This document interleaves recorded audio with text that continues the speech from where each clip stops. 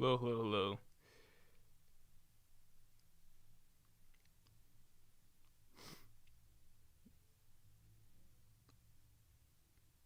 All right.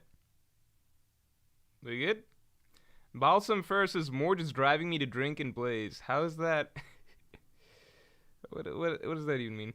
All right. Good news is that I'm so late that I have not yet had a chance to read the chapter. So I'm gonna read the chapter here for you guys. Um, I do know bits of what happens because I've seen scans just floating around on Twitter. So here's the big thing. Here's the big controversy piece that I know about. I know that Zoro fights Kid Mihawk, and there's some controversy as to whether Kid Mihawk is supposed to have sweat on his face or not. So, yeah. Yeah. I'm too early. More your hair looks freshly showered. Yep. Yep, yep, yep. How's my shoulder? My shoulder's pretty good. My shoulder's pretty good. Okay. Soga King says this is pre-recorded or live. Well, the fact that I just read this should tell you everything you need to know. Yasa and Johannes says I miss the old webcam. Do you really? I think nobody actually does. Okay. Name says sweat power scaling LMAO. Okay, you can make fun of sweat power scaling as much as you like, but the crazy thing is that shit does matter, right? It does make a huge difference whether or not, Mihawk was actually making Zoro sweat, or other way around, if Zoro was actually making Seraphim Mihawk sweat or not, right? That makes a difference. That changes how you view the interaction, right? That's, So let's see how TCB scans did. Let's see how TCB scans did with it, alright? That's that's funny that that's the biggest piece that comes out of all of this. That's the only part that I really know about. So let's take a look. Okay, I forget. It's been a minute since I've done a reaction, so bear with me. I don't remember exactly how I'm supposed to do this. Like, am I supposed to? You know what? I'm pretty sure I just did it natural, right? It's all natural. So no faking stuff. Okay, so cover page, chapter 1073, Ms. Buckingham Stussy. Okay, so it's about Stussy. Cool. Vegapunk. What? I can't really tell what's going on in this cover page. Is it just me or is this cover page really crudely drawn? Okay, so I can tell. I would show the scan of this chapter on screen what I'm looking at, but it looks, at least, I'm sure that the Viz will clean this up, but Caesar, Queen, and Judge look like they were drawn by Oda's child, right? Or Tagashi. They look like they were drawn either by Oda's child or Tagashi. They're just very crudely drawn. Took me a moment. So Vegapunk has made... You know what? Moving along. They don't like Vegapunk's invention because it's a tanks that are shoot. Okay, I get it. All right, we're moving along. That's funny. I'm liking the Mads cover stories so far. Jacob Wilson says, Yo, Morj, I gotta say, you watching the One Piece anime clips, you look like you're being forced to watch it against your will. I was shocked that it was such a popular stream. A lot of people really enjoyed that stream. Maybe because it was funny because a lot of people got it was like I always thought that with the Wano anime reaction thing, I didn't know if people would actually be interested, but it seems like a lot of people really wanted to see me watch the anime clips. And as I'm watching them, so I watch them, then I start to give my thoughts on them, right? So if I talk about my thoughts on them, I realize for like more than a minute or two, then everyone just started spamming, watch the next clip. So I'm like, what do you guys, isn't that the point? Like, don't you guys want to hear my thoughts about it? They're like, no, just watch the next clip. I'm like, you just, what do you want? How's this supposed to work? Just supposed to watch it, say something for 30 seconds, and just watch the next clip? I don't get it. Good news is I'll never do anime reactions, at least on YouTube again, because that stream got void centuried pretty hard at multiple points in it. Anyway. Okay, back to this. Kaku. This is fun because Lucci's getting betrayed. Oh, shit.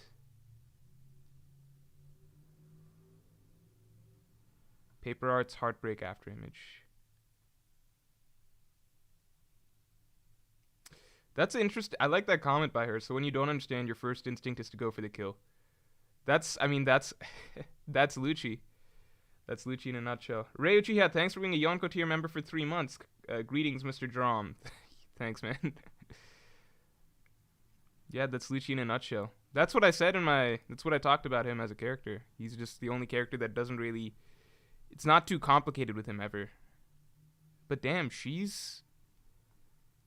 so either they didn't know how strong Stussy is, or Stussy's just always been the strongest out of well, we can't say she's stronger than Lucci just yet. Hold on. God damn, she's... Okay, Seastone.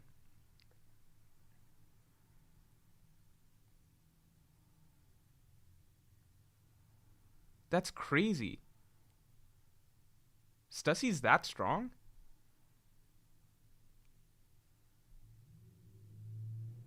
Oh, he said you bitch?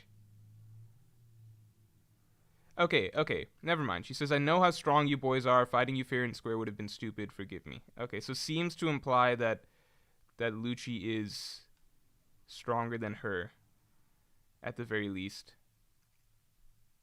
Well, it's hard to say. She's saying 2v1 would have been stupid. I'm going to assume that Lucci is stronger than her. Just to err on the side of of the character I like more. But damn.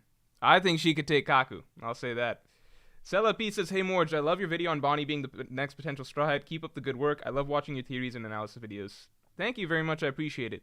Let me just say something real quick. Which is, I think a lot of people are going overboard. First of all, get the stream to 200 likes. What are we doing? I can't believe this. I shouldn't have to ask every time. Let's get the stream to 200 likes, please. Yeah, the thing with the Bonnie video, I think a lot of people are going overboard with people being like, this is the next raid will fail, etc., etc., etc. Look, I'm not married to Bonnie. Okay, how do I explain this really quick in 30 seconds? Because you guys aren't that interested. You want to see the reaction, right? With the Bonnie thing, I just wanted to make a video talking about why I feel like Bonnie is a stronger Straw Hat candidate than any of the ones you've had so far, right? I don't think anywhere in the video do I say that Bonnie is definitely going to join. I'm just talking about why I feel that she fits better and makes sense, right? I'm not married to the idea of Bonnie joining, okay? When it comes time to making the title, it went through a few iterations and it landed on, okay, what's the most interesting? Bonnie being guaranteed to become a Straw Hat, right? I'm saying she seems guaranteed to be a Straw Hat. I don't actually think Bonnie is guaranteed to become a Straw Hat because I do think the same way many of you guys do that maybe it's just too late. My argument is simply that if someone's going to join, Bonnie seems really good. Funnily enough, I actually think that with Yamato, there is still potential for her to join now. I just thought that there was none during the Wano arc itself, because clearly she was not set to learn any sort of, like, grow or have any sort of... It just made no sense during the Wano arc. She was being set up with, like, such a shallow setup for the Straw... Like, it was too blatantly shallow of a setup to be a Straw Hat, basically. And there's a lot of reasons that I could go into and probably will go into in a future video about that. But funnily enough, I think that Yamato's got a much better shot now at joining at some future point. But I think the way Bonnie's been written so far, I think she's got a good shot as well. But yeah, I definitely am not like, oh, Bonnie's definitely going to join. Sometimes it's just the title. Leave me alone. It's just the title. Okay. Hawkeye 6684 says incoming Yamato rant. No, people don't understand. I would love to see Yamato grow as a character, have a character arc, then grow into maybe becoming a Straw Hat from there, right? Like everybody else, like we would expect from a main character. And don't bring up Nami and Robin, because if you think that Nami and Robin are similar to Yamato, and that Nami and Robin actually joined the crew at Orangetown or Alabasta, and you think that that's when they became crewmates, then there's no point in having this discussion, okay? Yamato's, in fact, the exact opposite of Nami and Robin. If she had joined at Wano, it would have been the exact opposite of Nami and Robin, all right? Point being, right, if Yamato then goes through some further character development, etc., has to learn some sort of a lesson, has to grow as an individual, comes back, joins the crew, I would be all for that. I would love to see her actually be a character. Viprion E1, welcome to the Yonko. Thank you very much. All right, let's go. Reaction. Yeah, okay. So Stussy, this is pretty crazy. Yeah, they did Lucci kind of dirty here, but you know what? He had it coming.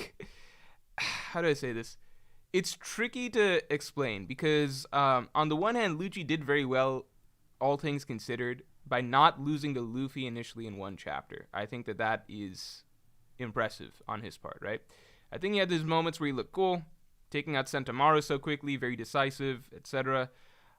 This, I think, Oda wanted as a sort of karma scene, considering that Lucci was on the betraying end of things rather than the being betrayed end of things, in the past, right? So I think that he had this coming. He could have done something to make his character not look so bad in the process. For example, I don't think Oda would do Crocodile like this. We've seen Crocodile came back in Marineford, and Oda went bent over backwards to make sure that Crocodile looked really cool throughout all of Marineford, right?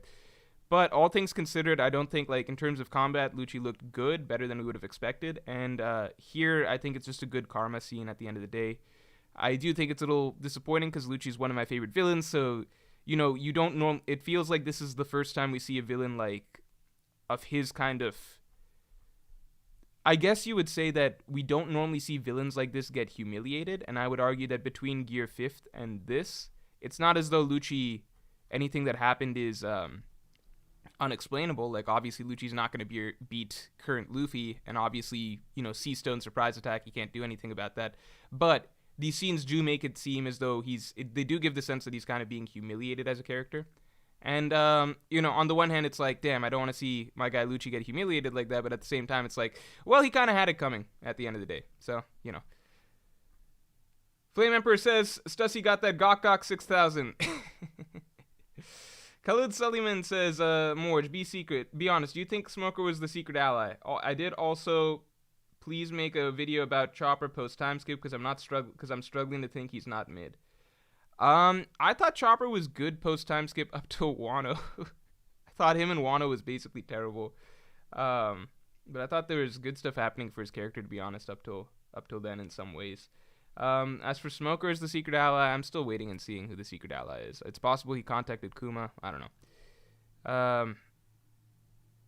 Okay. Moving along. What? Just a moment. What is this? This is Stussy. I put them both. Oh, okay. Oh, never mind. It's pretty straightforward. It's just Stussy. It's just Stussy. Okay. I'm dumb. It's Stussy. Okay. Cool. Sometimes it's the simplest answers, huh?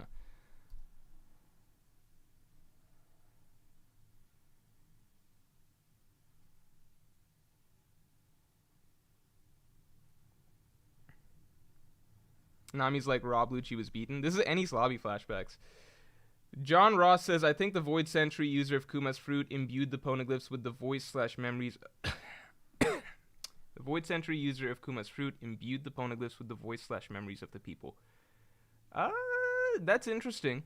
But that's not... So you think that that's why they're able to hear the voices even if they can't read it? So like a Luffy or Roger's able to do that? That's an interesting idea. Rob Lucci was beaten. No doubt he's taken by surprise. Okay, so they're really Oda's really going out of his way to be like, look, Lucci was taken out by surprise. It's not easy to take out Lucci. Cool. Damn, that's crazy. That's cool. Stussy was a cool character back in Whole Cake. Who would have thought that she'd be so important at the end of the day? Because back then we're introduced to... Stussy's such an interesting character, right? We were introduced to... Okay, so people forget, Stussy is also the queen of the Pleasure Quarter, right?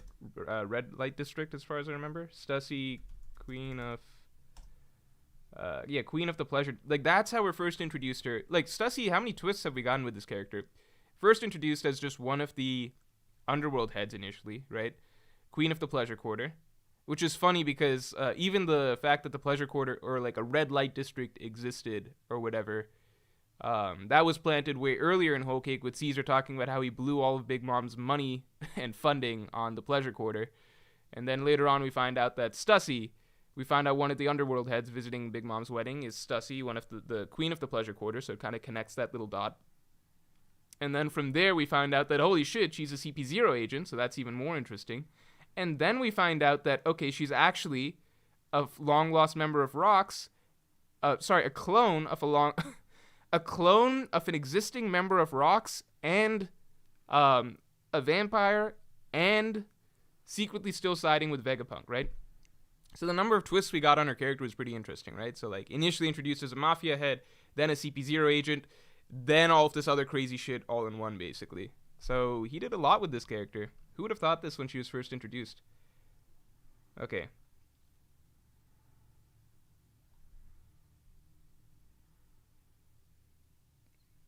Okay, good. She can't stop the Seraphim, but we knew that because we're going to get to see Zoro versus Kid Mihawk.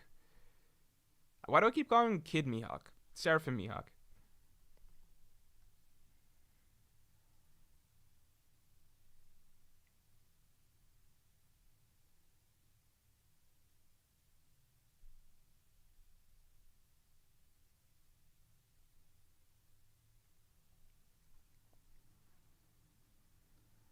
Cutloff says Morj are Kuma's ears because of his special race.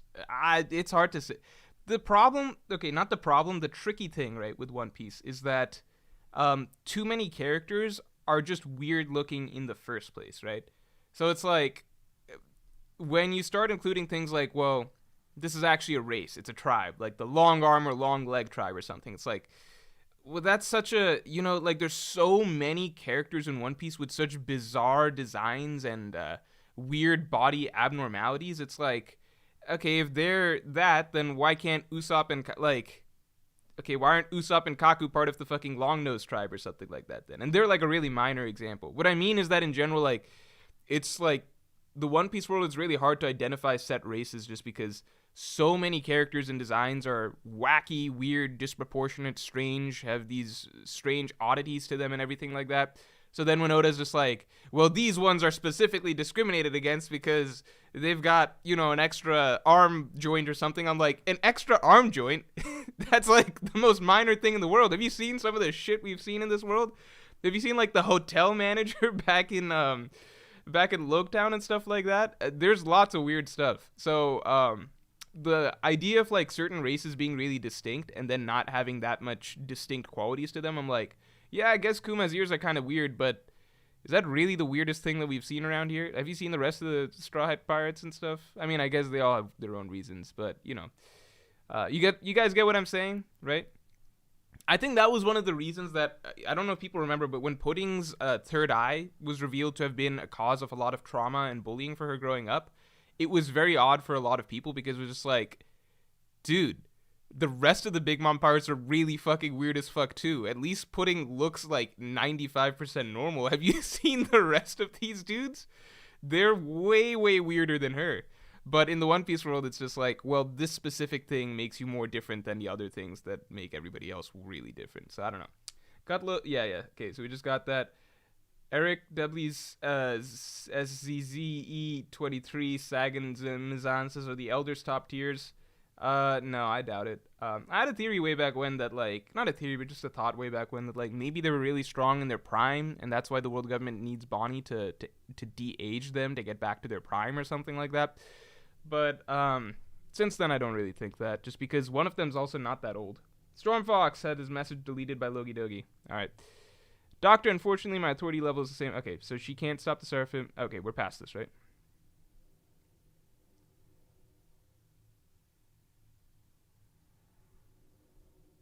Wait, what?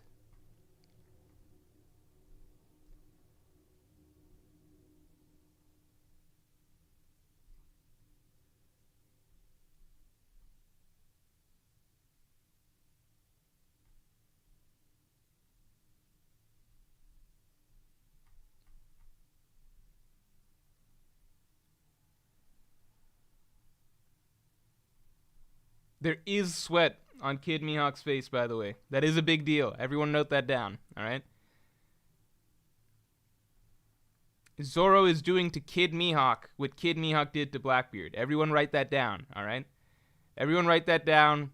Add that information to your Zoro versus Law debates, alright?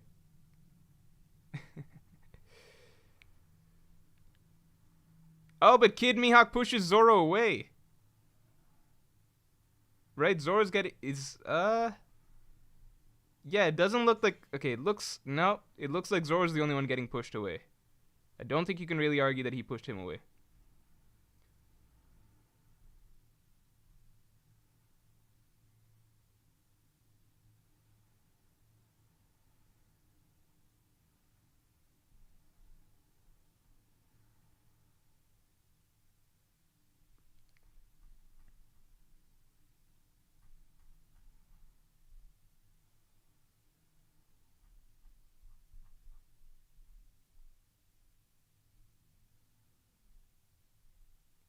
Haritz Andika Nugroho says, do you think when do we get Emu's face reveal? I think that pretty soon. I feel like in the next 50 chapters. 50 chapters is soon in One Piece time. Zoom by says, hello Morj, do you think Luffy will accidentally absorb Kuma's memories? It would probably be an interesting way to get Bonnie to join and break the camel's back for Luffy going to war with the world government. I think no, because I think with Luffy, here's the key thing with Luffy. I feel like with him, here's what's cool, right? Short tangent, but it's a cool tangent, I think, in my opinion.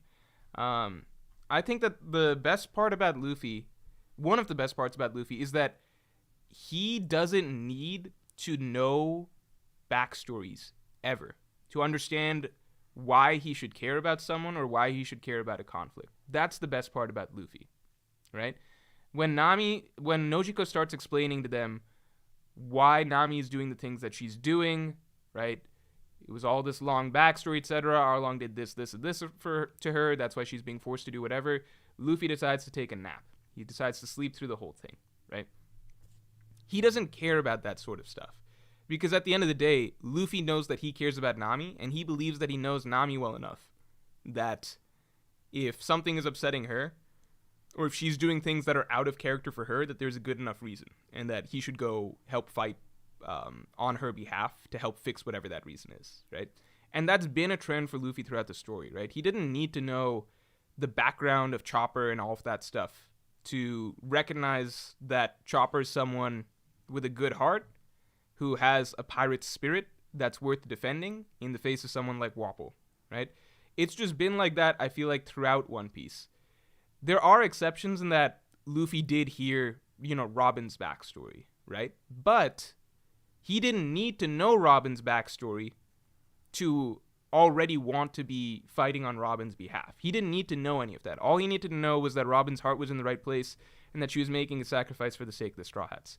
Him learning about her backstory just was solely for the purpose, if you look at his dialogue afterwards, it's like, okay, I understand Robin's enemy very well, shoot down that flag. He just needed to know her backstory to know who he should point his fists towards, essentially, right? Which is pretty cool. Like, with Nami, it was obvious. Like, usually he can tell pretty instinctively or whatever. With Robin, he was like, I don't really get what the problem is. Who are we fighting? She's like, my enemy's the whole world. He's like, okay, I got it. There you go. Let's just shoot that flag then, right? So I think that's the cool part about Luffy. He never needs to know full information.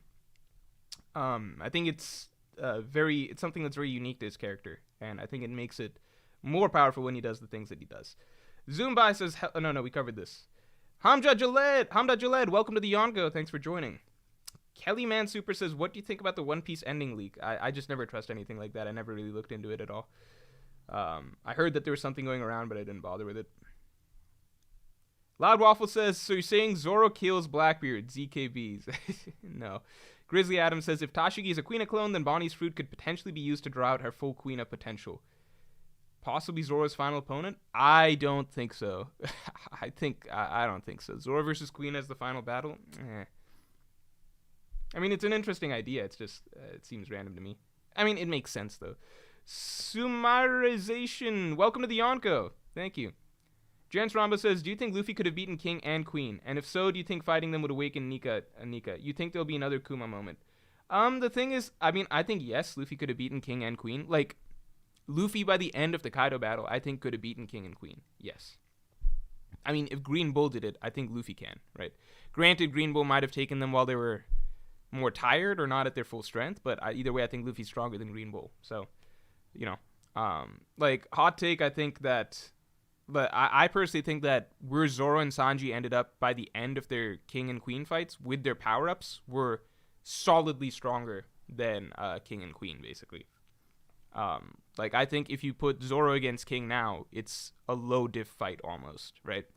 Low diff, mid-low diff, it depends how people define it, but I don't think he's taking damage, basically, based on how the ending of that fight played out once he got Advanced Conqueror's Haki. So, if I think Zoro can take out King without too much difficulty at this point, I think Luffy at full strength could take out both of them without, too much difficulty.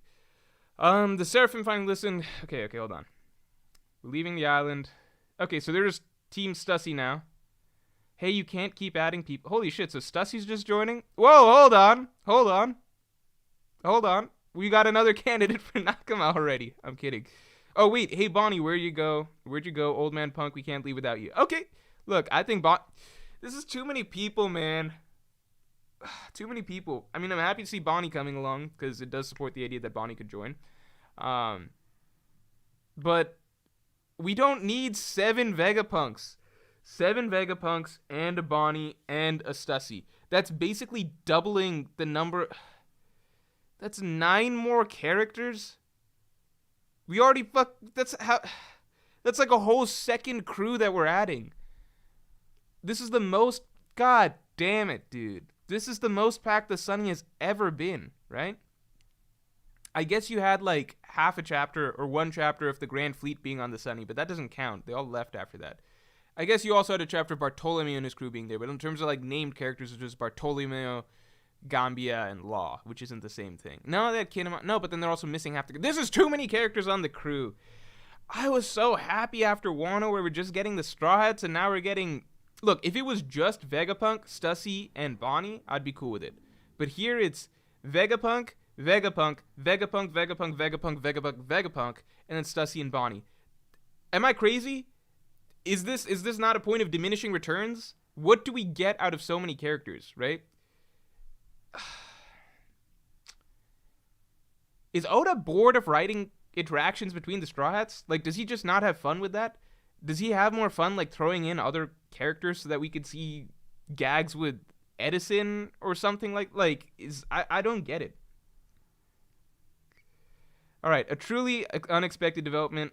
Old man, Dr. Vegapunk's main Stella body has vanished. Oh, okay. Subtract 1 Vegapunk then. Wait, hold on. Okay, hold on. Stuff is happening. So we don't get Bonnie and all right, let's see.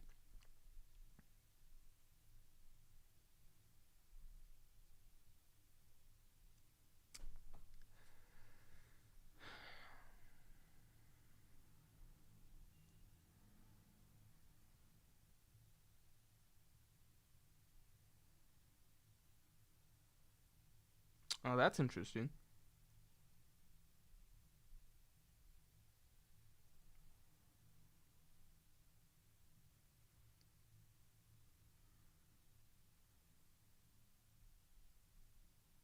Holy shit.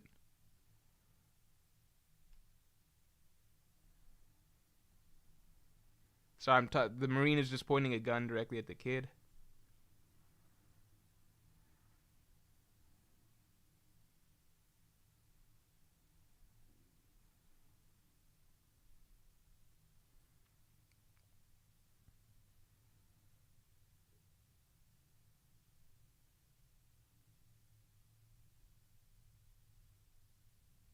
Oh, what?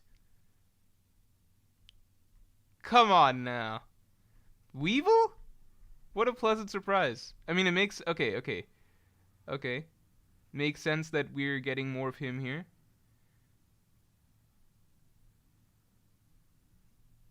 Weevil's gonna be a good character. This is cool.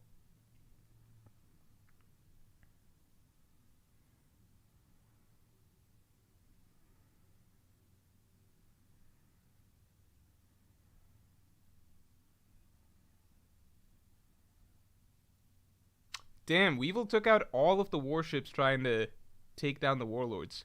What were the admirals doing?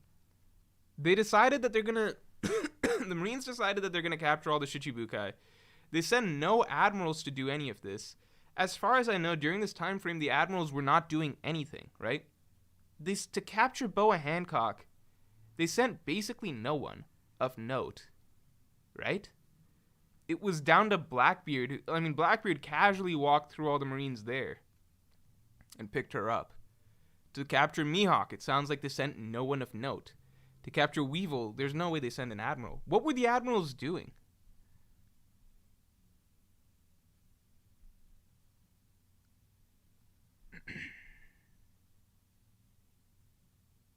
This is cool. I thought that when Weevil meets Marco, it's going to be, a big conflict. Oh. Okay. They did send Rikogyu. Wait, shit, we got Rikogyu versus Weevil? Wait, what?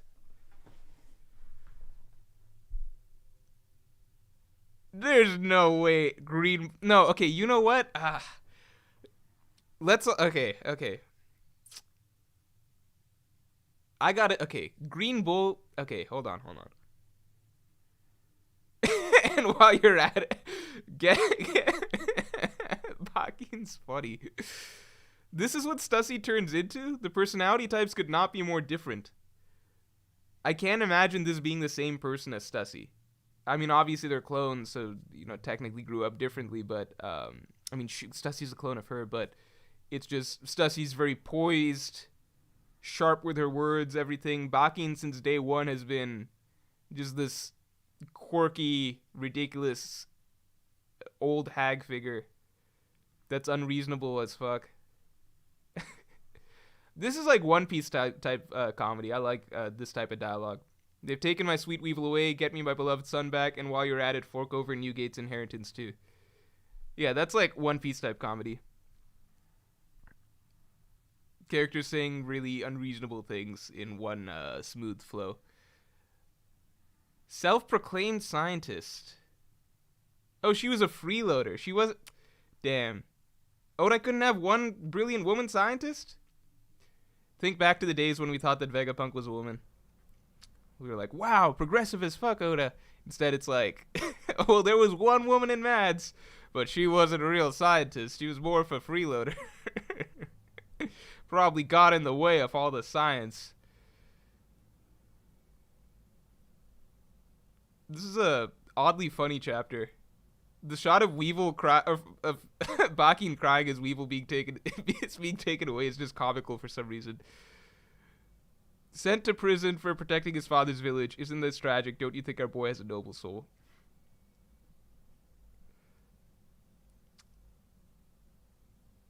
He's not white. Okay, so she's probably just calling him her son, or him, Whitebeard's son, because he's a Whitebeard clone, right? So I guess technically in some way it's similar.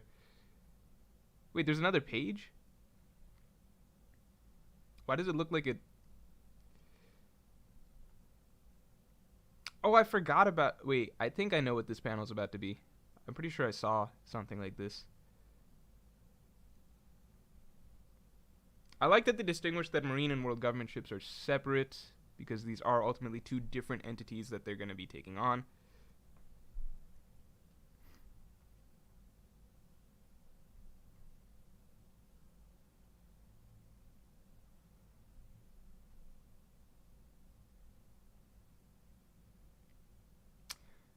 Yeah, I saw this. I forgot about this, that this is going to be in this chapter, but this is really interesting. St. J. Garcia Saturn. That's a cool name. Okay, this is why I got that. Okay.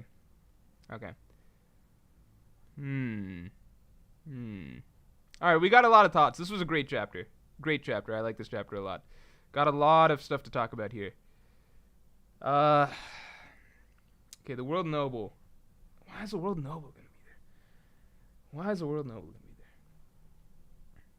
there? Okay, hold on. Let's catch up on some stuff here. Hold on.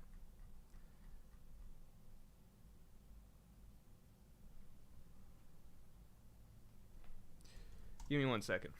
So, I think at the very least, Ryukogyu, it's easy to forget. Because of the way Shanks did Ryukogyu, that image of him will always be in everyone's memory, right? But it's easy to forget. Before that, he did probably what many feel is one of the most impressive things an admiral has ever done, which is Ryukogyu single-handedly squashed the admirals versus commanders debate that had been going on in the community forever. Now, everybody always believed that admirals were stronger than commanders. You'll get a few odd people, 5%, 10% maybe, who were like, yeah, no, first mates are probably comparable to commanders. There were people like that, right? Way back. But a lot of people were like, are admirals closer to commanders, or are they closer to Yonko? Stuff like that. That was a debate, right? Green Bull walked in and casually ended that debate. Where at the end of, like, once we saw Green Bull just take out King and Queen easily and basically say outright that these guys are nowhere near my level, everybody was like, okay, if the admirals really got serious, then Marine Forward, whatever happened there, they could have taken out the commanders pretty cleanly, right? There's a big gap there. Solid gap. right? So that was a huge deal. And then we went on a 1 month break. So Green Bull had all the hype in the world during that period of time. It's just that right after that, Green Bull, it's so funny. He, like, on one hand, he completely squashed this one debate of admirals versus commanders in one go and was just like, yeah, admirals way above. But then, like, 2 chapters later, he also squashed the debate of admirals versus Yonko, just in the opposite direction, where it was like, holy shit, Yonko are way stronger than at least this admiral, right? Maybe Akaino's built different or something like that, but at least compared to this dude, the average admiral, there's a big gap there or something like that. So, yeah, it's just funny. It's hard to get that image of Green Bull out of our heads, I suppose, because at least for me, I mean, I think a lot of people view him that way, but just because it's like he was kind of the dude that established that admirals are a rung down, a tier down, right? A clear step down from someone like a Shanks, someone like a Kaido. And Green Bull himself made that fairly clear. He was like, if Kaido is here, I would definitely never step foot on this island, right? Shanks is here, okay, I'm out of this island, right? And just the manner in which he acted, you know, it always seems like Kizaru's ready to at least attempt to take on a Yonko or something like that from the way he talks, but Green Bull's just, you know. So because we have that image of Green Bull, it's easy to forget, but he was also the dude that first took out 2 commanders easier than I think we've ever seen anybody, like, just take out commanders pretty much, right? So that's a big deal. So him taking out Weevil easily, like, that's par for the course. That makes sense. That's what we would expect of him. So it's good to see Oda still giving Green Bull hype in different ways. It's just that it was more important to Oda to also establish that Shanks is a step above. Keenan, thanks for being a Yonko tier member for 4 months. Chapter 1069, they said, Kizaru was already headed to Egghead for a prior operation. Does that include Saturn? If so, what was their initial objective? That's a great question, man. I don't know. I don't have a good answer. I'm sorry. What was their initial objective? Maybe to confront because they wanted to. It's tricky because it's like, did they want CP0 to first eliminate Vegapunk, and then after that, the Marines could circle into Egghead Island and raid the place and basically take whatever they needed? So a stealth assassination first, then taking over an empty island? It's hard to say. But here they're saying, have you ever met Vegapunk? So it's like they expected to meet him. Has information gotten back that the CP0 has failed to execute Vegapunk? I don't know. Alright, let me catch up on these supers real quick. This was a great chapter. Great chapter. This arc is awesome.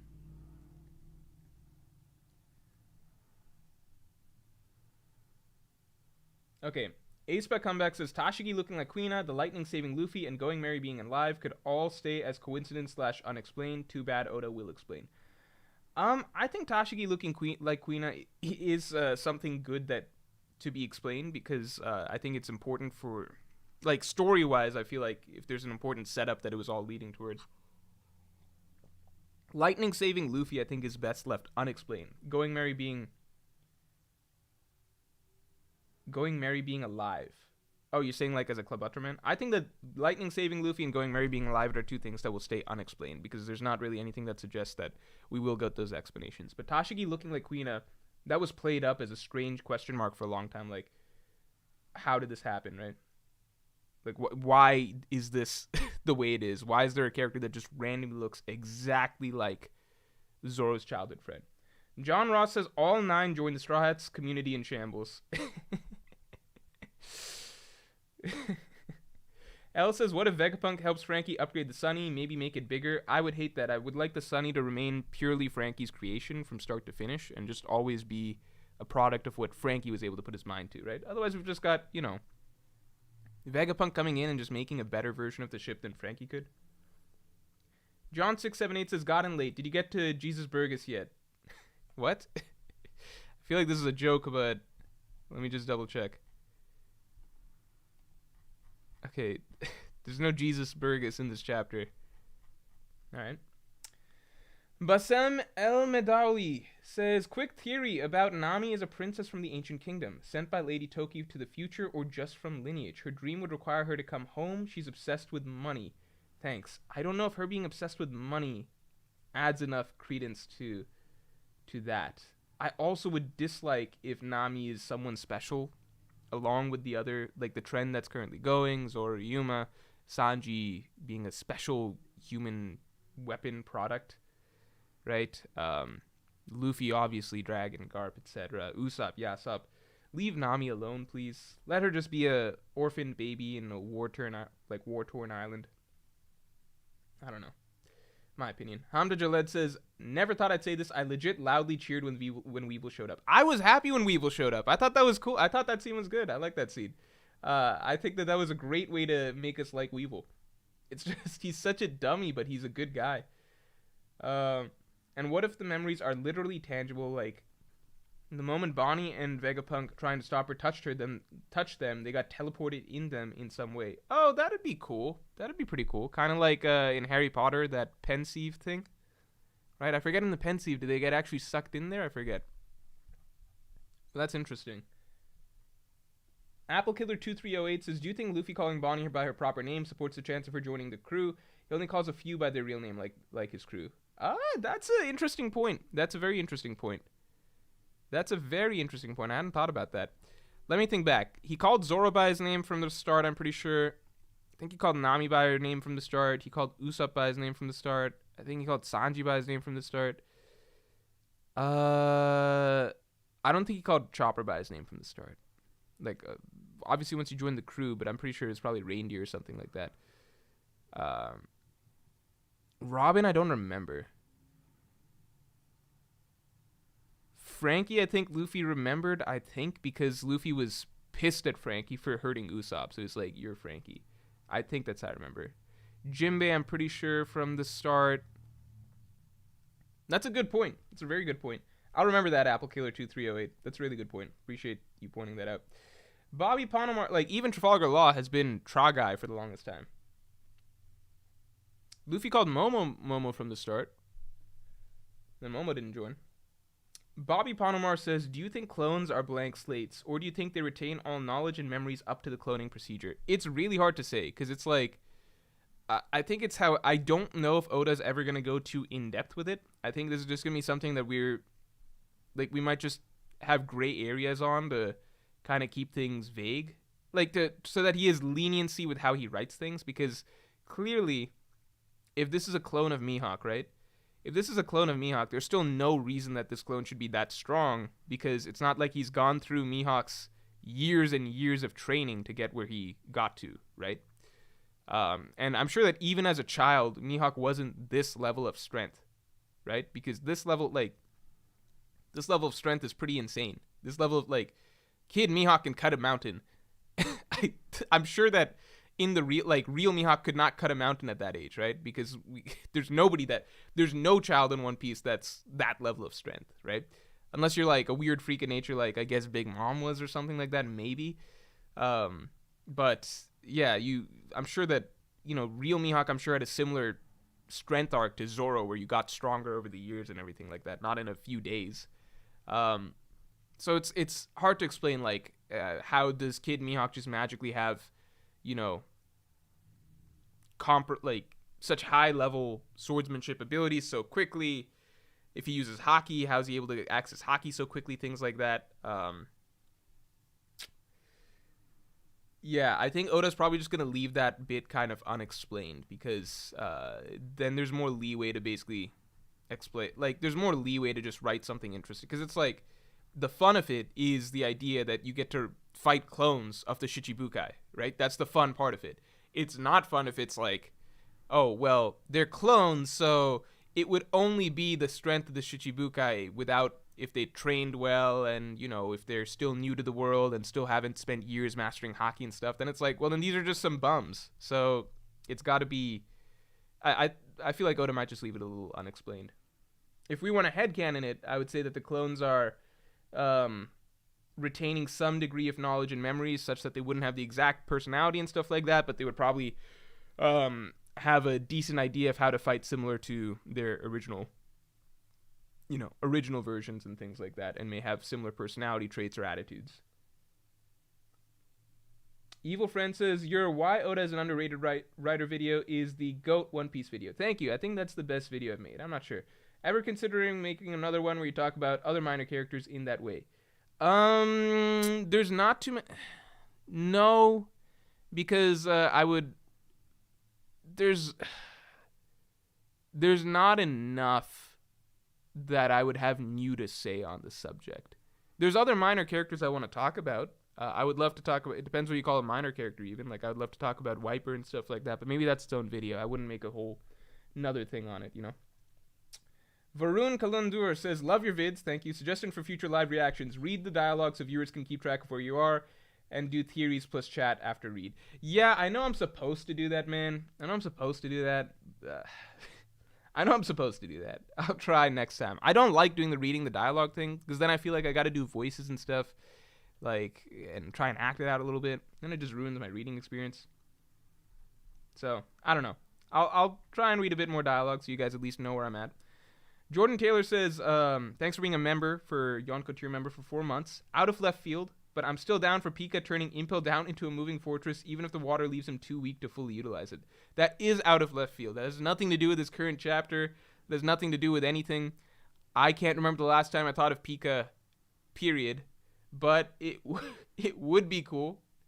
It would be cool. It would buzz Doflamingo out, which I'm always for. Gary Grant says, Morj, are we forgetting Odin, how strong he was? I mean, Kid Odin was doing all sorts of crazy stuff, but he wasn't like... You forget what Kid Mihawk just did? Kid Mihawk cut a mountain, right? That's a really big feat. Kid Odin was not doing that as far as we know. He was doing stuff like, you know, beating up bears and like other villagers and stuff like that. But Kid Mihawk just gave adult Yonko Blackbeard a scare, right?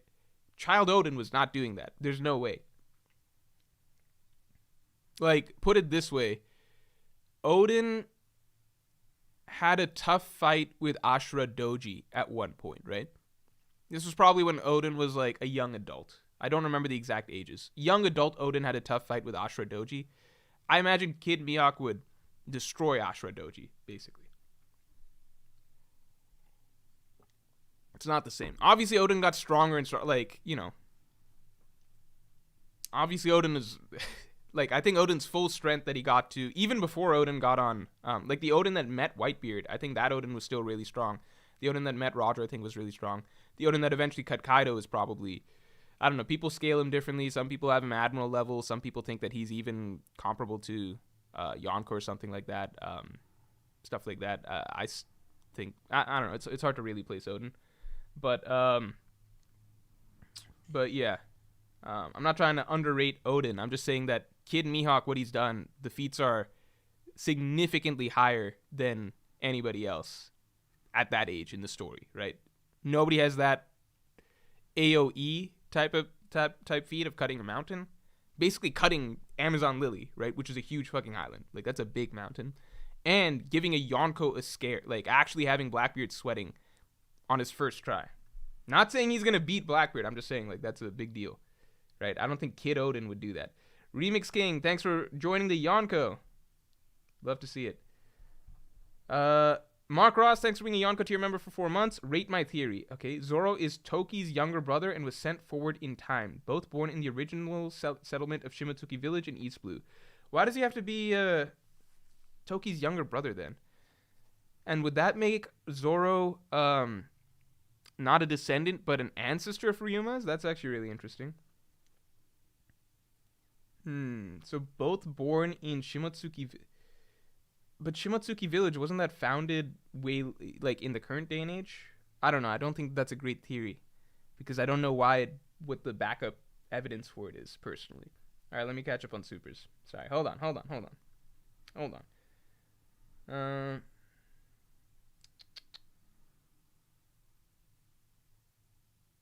Okay. Cam says, I'm guessing world government doesn't know who Ms. Bakin is and that she was a former ROX member since they didn't take her with Weevil and Stussy became CP0. Yeah, I'm guessing that this is all a big surprise to all of them. It's got to be. Tyler Jahan says, can safely say from Whole Cake Island to Wano and now Egghead, Oda has broken the early post-time skip gag of dumping on Sanji.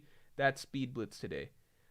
I don't know if he's broken that gag. Like, it's so hard to say because I would say Whole Cake Island, he stopped dumping on Sanji in a gag way, but he definitely dumped on Sanji emotionally way harder than ever before in the series, right? Sanji got the shit that arc. Really, really, really bad. Right? Now, within Wano and Egghead, it depends what you mean by dumping on... Okay, so I think that Sanji's still used for gags a lot more. Yeah, he's used for gags way, way more, and he's kind of humiliated a lot more often. Outside combat scenarios, he's just made to look kind of like inept in certain small ways, or kind of just a dumb goof in a lot of small ways and stuff like that. And I think that there's a lot less moments where he's made to look really like pre-time skip, suave, very in control, like a badass. But that is different than still having good combat moments, which I think Sanji still does, right? It's more the attitude that comes with it. I don't think Sanji has as many badass moments post-time skip, even between Wano and this arc, you know?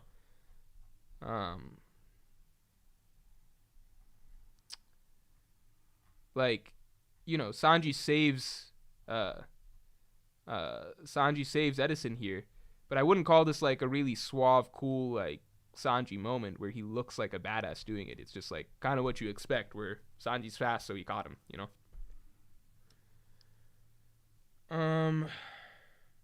Where are we at? Okay. Basically, I think Oda's still giving Sanji the combat respect again, right? But the attitude that comes with it, I think with a lot of pre-time skip moments, is not quite there. At least as frequently. Ridley Crade 187 says, Saturn's probably there, so Vegapunk isn't the highest authority for the Seraphim anymore.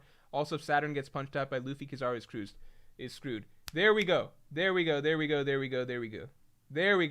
Ridley Crade solved it. Saturn is the plot reason, most likely, that okay, I think two plot reasons for why a Celestial Dragon, particularly a Gorosei member, is being sent there. This just makes so much sense. I didn't think of it. Yeah, it's just to get the battle back on track, because reading this chapter, at the end of it, I was ever so slightly disappointed, but I understood why maybe the battle's over, right? At least Kizaru's coming, so we get some conflict there, but Gorosei is coming, which means that the Seraphim are officially, it's not going to be any of this back and forth anymore of like, okay, they're following CP0, now they're following Vegapunk, now they're following CP0, now they're following Vegapunk, right? Gorosei shows up, done. They follow the Gorosei, right? I like that. Oda set it up like that. He set up the back and forth of halting, building up to, stalling out conflict, and then the final spark will be when Kizaru and the Gorosei member arrive, because that's basically 2 in 1, right? Marines all converge, and at the same time, the Seraphim come back under government control, so it's all out battle again, right? Hopefully, fingers crossed, right? So that makes a lot of sense. I would say the other narrative reason that's potentially interesting as to why a Gorosei is being sent there is if the Bonnie Kuma backstory we're about to get is heavily Celestial Dragon focused. Just because it seems like the Celestial Dragons are the ones that wronged Kuma the most from all of the bits of dialogue and everything that we've gotten. I mean, Kuma himself is back at Morj, angrily staring up at, at Morj, at the Celestial Dragon, so he's got a bone to pick. And I'm sure that the backstory we're about to get between Bonnie and Kuma is going to delve further into that, right? So I think it would be really good if we are getting backstory information right now. I think it would be really good if that segues into, assuming the backstory is heavily focused on how bad the Celestial Dragons are, what they've done to Bonnie, what they've done to Kuma, potentially what they've also done to Bonnie, etc. It would be really good if one of the key Celestial Dragon figures shows up right then afterwards. That's, one of the key villains that we are focusing on, right? So kind of representative of the bad guys of the rest of the story in general. So I think that's really good. Really, really good. Good for a lot of reasons there. Thanks for bringing that up. Ryo says Shanks almost never travels alone. It's understandable why Green Bull reacted the way he did. Come on now. Green Bull is not worried about commanders. He's made that very clear. He's very clear with King and Queen. You guys don't matter to me. And then he said, if Kaido was here, I would not come to this island, right? He's scared because Shanks showed up and he felt Shanks' hockey. Yes, he said the red-haired pirates are there, but come on, let's be real. He's scared of Shanks. He made it very clear he's not scared of the commanders. Whether he, if you think Ben Beckman could give him a run for his money, sure. Maybe you're a big Ben Beckman fan or something like that. But I think it's very difficult to defend the idea that Green Bull is comparable to Shanks after what we kind of saw there. I think in Green Bull's own words, he's worried about the Yonko. He doesn't think commanders are, anything of note to him. Bahanort says, if Im plus Gorosei plus maybe Holy Knights are strong, does that mean world government kind of has 2 Yonko crews together with Marines? Also, expectations for Saturn. I don't think the Gorosei are strong. I'm actually going to expand on that in a video. It's not about the Gorosei specifically, but more so about what we can kind of expect from the world government strength. Because that's really interesting coming out of this chapter. And there was a video I already wanted to do on it, and coming out of this chapter, I think it makes the most sense. I do think, in a sense, the world government will kind of have a very strong squad by the end of it, even outside the Marines. And that's what I'll elaborate on this next video, but I don't think the Gorosei themselves are necessarily strong. My expectations for Saturn are, I think he's a very important political figure. He might be a decently capable combatant. At this point, decently capable can mean a lot of things because the scale we're working with is so high, right? Like, I would say, at this point, Lucci is one of the strongest characters in the world, right? But in the grand scheme of things, that also doesn't mean that much at the tippy top of things, right? He's not going to be taking on he's not Admiral level threat, Yonko level threat, stuff like that, right? Grizzly Adams says the other elders will be named after Mercury, Venus, Mars, and Jupiter. Imu may be Earth. Luffy is the sun. Other planets are already taken. Yeah, that's a really interesting idea. Really, really interesting idea. I like it. Mercury, Venus, Mars, and Jupiter. Im may be the Earth. Could Im be the moon? Or is that lamer than being a planet? Im is I don't know. Mojo D. Jobro. Always love seeing that name. Is the Gorosei coming to override the Seraphim? Yes. That makes the most sense from what somebody previously, what was their name? Apple Killer. Nope. Not Apple Killer. Someone. Who said it? Who said it? Ridley Crade 187 already said that. Yep, but I agree. The Purple Straw, it says, do you think Green Bull did Weevil like he did Shinobu? No, I don't think like that. Gary Grant says, Morj, are we forgetting Odin? We covered this, how strong Odin was. I'm pretty sure we covered this. I still think Kid Mihawk is significantly stronger than anything we heard about Kid Odin. Arcade Archfiend says, King and Queen were clearly weakened and thrown in Udon prison with the rest of the Beast Pirates. That's why Green Bull was able to capture them so easily. Were they clearly weakened and thrown into Udon prison with the rest of the Beast Pirates? Is that really definitely the case? Why? It's been like a week. I'm sure that they weren't. I feel like it's very likely that they weren't at full strength, but at the same time, I mean, Green Bull was able to hold off pretty much all the scabbards at the same time, right? That's a fairly big deal. I wouldn't be surprised if maybe at full strength, King and Queen would be a much more difficult fight for him, but at the end of the day, I think that the portrayal was that Green Bull is definitely stronger than Commanders.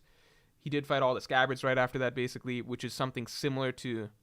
The scabbards were still missing a couple members, and there was no Sulong transformations, right? So it wasn't quite the same as the scabbards versus Kaido.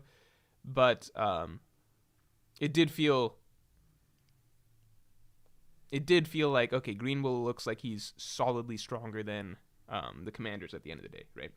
But you're right, they probably weren't. King and Queen probably weren't at full strength. At full strength, maybe it's a higher difficulty fight. Or maybe he can't beat them both at full strength. I don't know. Jens Rambo says, my favorite vids are the Zoro versus Sanji 2 you did. Are they really? Those are your favorite? That's funny. Indian Punjab Prince Small PP says, long time no see, Morji-kun, kiss kiss, hashtag cute boy love. Disaster Master says, can't stay because I'm at an open mic. Oh, all right, good for you. Hope you do well, but wanted to support, can't wait for analysis vid. Yeah. Thanks, I appreciate it. All right, let's see. Hold on. Okay, almost caught up on supers. Benhard says, what do you think the One Piece's power ceiling is? One Piece's power ceiling is versus battle wiki. Oh, no. This is where... Okay, okay, guys, listen up. Versus battle wiki... I'm sorry to call you out, Benhard, but this is just the type of stuff. Versus battle wiki puts it on multi-continental level, but I saw people range it from city level to solar system level. Who is putting... The biggest One Piece fanboy in the world couldn't possibly justify putting it on solar system level. Solar system level? What the fuck? How is it solar? Oh my god. Let's be clear. We have yet to see any One Piece character go so far as do something. Like, okay, I think the most we've definitely seen that a One Piece character can do, I think safely, right? Safely, I think we could say the most a One Piece character can do for sure is destroy an island. Okay? Keep in mind that even the absolute strongest in terms of destructive power Logia fruit that we've ever seen, which was Enel's, right? The most destructive overall Logia fruit.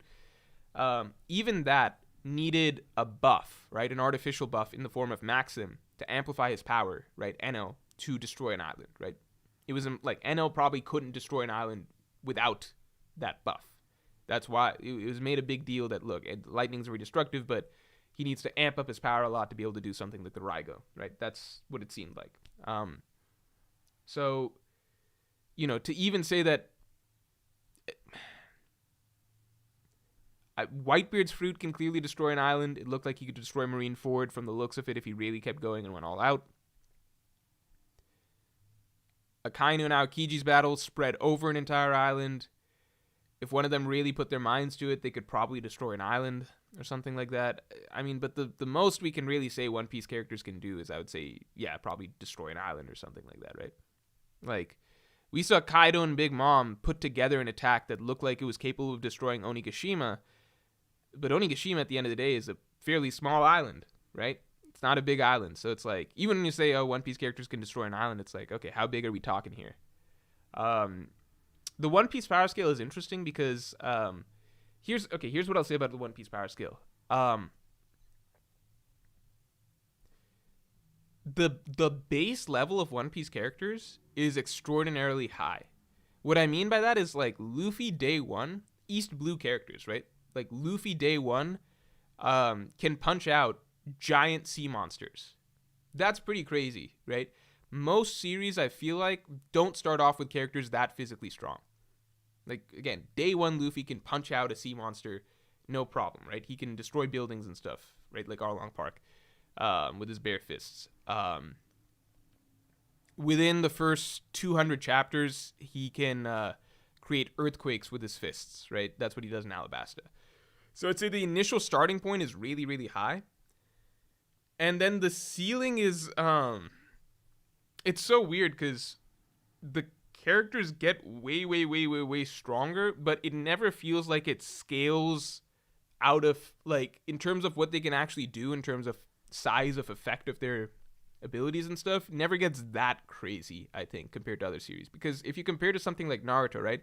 Naruto day one, like, they really can't do that much, right? Like, their best attack, like, ninjas aren't that physically strong, like, it's really not a big deal. Like, they're, how do I say this? Like, look at Kakashi versus Zabuza. It's a really low scale fight, right? Like, you can't imagine Naruto Genin punching out giant sea monsters and stuff like that. That's way above their pay grade. But what it scales up into is straight up godlike abilities where they're, destroying entire mountain ranges and stuff like that and creating valleys with single attacks and things like that. And I don't know, destroying the moon or something? Am I crazy? Is that some sort of shit that kind of gets thrown in the mix there? So, yeah. Yeah, similar with Bleach. Like, early on, Ichigo can, he's got a sword and he can take out some hollows that are, I don't know, about the size of some elephants or something. Like, I forget how big hollows were early on, but then it scales up to some crazy shit, right? Some reality warping, crazy stuff. So, I think One Piece is, I prefer it this way where things just don't get to, like, DBZ levels or whatever. Like, destroying an island it feels more of a reasonable, like, I think in some series, they just forget how big shit is, if that makes sense. They'll just jump to, like, okay, you know what, now they can destroy mountains. Now they can destroy mountain ranges. Now everything they do threatens the world or something like that. And it feels like it goes up really fast. One Piece, you can feel that there's a gigantic gap. Like, even though Luffy can do crazy stuff like cause an earthquake in Alabasta, right? You can still feel like with his punches, it's still not that big, right? It's like a city-sized mini earthquake, or like city block-sized mini earthquake or whatever. That's a far cry from what Whitebeard's doing at Marineford. But even what Whitebeard's doing at Marineford, even though it's really, really, like, so much stronger than what, like, pre-time skip Luffy is, it's not throwing the whole thing into, like, a whole different sort of series scale, right? It's still, I think One Piece caps out at most island-based stuff, and that's good because the max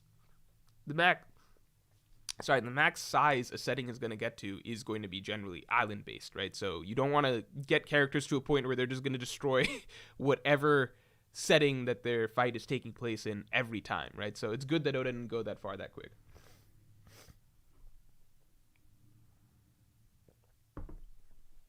Anyway, Justin Holmes says, how strong do you think Saturn is, and why is he coming out in the open now? Okay, we're getting back to this over and over. Okay, look, I think Kizaru is the main threat that's coming. I think Saturn is crucial, most likely to From what people mentioned before this, which I didn't put two and two together, Saturn is going to be very important to bring the Seraphim back under control, right? And the other reason is I think that plot-wise, I think it'll be really good for Oda to have one of the key celestial dragons be present at a point where we're probably going to be learning a lot through the Kuma Bani backstory about the real nitty-gritty of the celestial dragons, right? So I think they're going to be the final villains of the story. Let's get them more involved at this point, right? Let's put a face to these to this evil. Obviously, the Gorosei have been around, but let's get them in front of the protagonists and everything like that. Jaren Strambo says, do you think Law is an admiral threat? I do think now it's tricky because, like, I don't think Law beats any admiral is the thing, but I think he's in that range where he could be a serious problem to any of them. I don't think Law beats any admiral because I think Blackbeard himself, like right now what we're seeing is that Law can give trouble to someone like Blackbeard, but ultimately he's going to lose. And Blackbeard himself, I don't think is that strong compared to the other Yonko just yet. I think at the end of the story, Blackbeard's going to be stronger than any pirate not named Luffy. But I think so far, at least from the abilities Blackbeard has shown, I don't put him at like Kaido and Shanks' level or something like that, right? Mangekyo 3000 says, how could they be in prison without sea stone cuffs? King can fly. Dude, I don't know. I think, what if they're just resting there? You think they had sea stone cuffs on the entire time? Then they wouldn't even be able to fight. And it was implied that there was a fight. I mean, maybe it was like the sea stone cuffs that were like neutered or whatever, but I don't think that they had sea stone, like the ones that Luffy and Kid had on, but I don't think that they were shown with sea stone cuffs on, you know? Blackleg, thanks for being a member for 4 months. I don't know if you care, but thoughts on Oscar noms. Who cares about the Oscars? The Oscars are the dumbest thing in the world. They're by far the dumbest thing in the world. That's such a weird statement to say. They're the dumbest thing that I think the most people take seriously. Let me say this. Nobody that takes a serious interest in film thinks that the Oscars mean anything. Because I've talked about this before. In past streams, but let me just give my quick thoughts on it, because I do care about movies quite a bit, right? Even if I can't make movie Morj videos at the moment. Manga Morj video coming out this Saturday, so watch out for that. Hunter x Hunter, watch out for it. Okay, there's like 3 categories of things, right? When it comes to like movie discussion, I guess, which is there are movies that I'd say critics, right? No. Movies that the general public holds in very, very high regard, right? So that's stuff that, you know, you'll see like very highly rated on IMDb and things like that, right? So The Dark Knight, Pulp Fiction, Shawshank Redemption, things like that. Like, those are movies that are going to be held in very high regard by the public, right? Kind of like the equivalent of my anime list, right? Same thing, right? And that's great because, you know, what the average moviegoer, average film buff or whatever really enjoys, that matters quite a bit, right? So there are movies like that. Then there's movies that I guess real film aficionados or hardcore critics and stuff care about quite a bit, which are more, which I'd say the average person doesn't know as much about or care as much about, but they still have a lot of value for their own reasons, right? Those are a lot of movies I like to talk about on Movie Morj, right? Movies like 8.5 or Tokyo Story or things like that, or Mulholland Drive or things like that, right? Those are real significant works of art in terms of the history of film, right? What they bring to cinema, etc., their level of influence, right? The artistry and etc. That's very much appreciated by people who are deep film enthusiasts, right? So those are things that you can separate basically in the general sense of like things that the average person likes or general moviegoers like, things that critics really put on a pedestal, right? And then you have the Oscars, which are the funniest thing in the world because they fall in the category of shit that neither of the other 2 categories care about, right? The Oscars are just movies that are...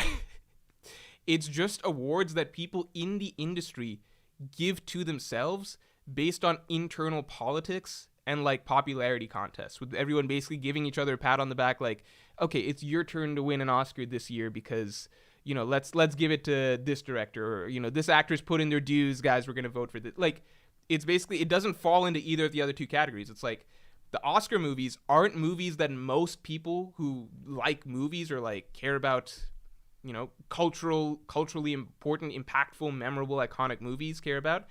They're not movies that critics generally actually think are the best movies of the year or anything like that. Those are generally more often independent art house or foreign films, right? Oscars are none of those. Oscars are cookie cutter garbage, right?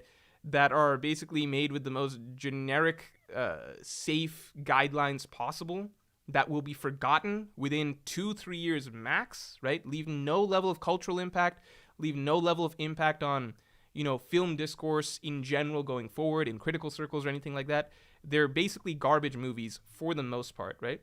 Once in a while you have good overlap where like a genuinely great movie that people like, that critics adore, have on their top 10 all the time lists and stuff like that, those happen to be nominated for Oscars and stuff like that. Parasite was a great example. Very rare, right? But generally, great foreign films like that critics adore, that even lots of times the general public adore, they don't make it to the Oscars because the Oscars are for garbage stuff. The Oscars are just for people to make basic bitch, lame ass, cookie cutter garbage, right? It's like McDonald's that's pretending it's not. It's pretending it's like a 5-star restaurant or something like that, right? But really, the process of creating them is very McDonald's-esque, okay? No impact, no legacy, no iconic status. Those type of garbage movies are made so that people within their own circles, etc., can be like, okay, we can give the award to this guy for this year, or this guy for this year, or this guy for this year, and they pat themselves on the back. But the voting process is, if you look into it even in the slightest, right, you might be like, oh, well, it's industry professionals voting on it. It's like, dude, you want fucking Chris Pratt in industry, just because they work in the industry doesn't mean that they're the best gauges of what a great movie is or what's actually going to be impactful for film going forward, right? Because if you want actual votes on what the best movie of the year is by directors, you'll notice that those are very different, right, than what actually wins Best Picture in the Oscars, right? So it's lots of random people. Lots of times people don't even watch the movies, right? Because, again, these are random people in the industry and stuff like that are just being given a bunch of shit to watch and being told, like, watch all of this and, like, make sure to cast your votes. They don't watch a lot of it. And a lot of it's just internal politics and popularity contests, right? With actors rubbing shoulders, directors hobnobbing and stuff, being like, hey, this is my year, kind of like, give it to me. So the Oscars are stupid, right? No one should ever care about the Oscars. The simplest way I can put it is what's really interesting is that if you look at what most films are considered the greatest of all time in both categories, right? The films that are considered the greatest of all time by the general public, so stuff you'll see at the top of IMDb, right? And the films that are considered the greatest of all time by critics, directors, right? People that know film, right? Top 10 lists by those guys.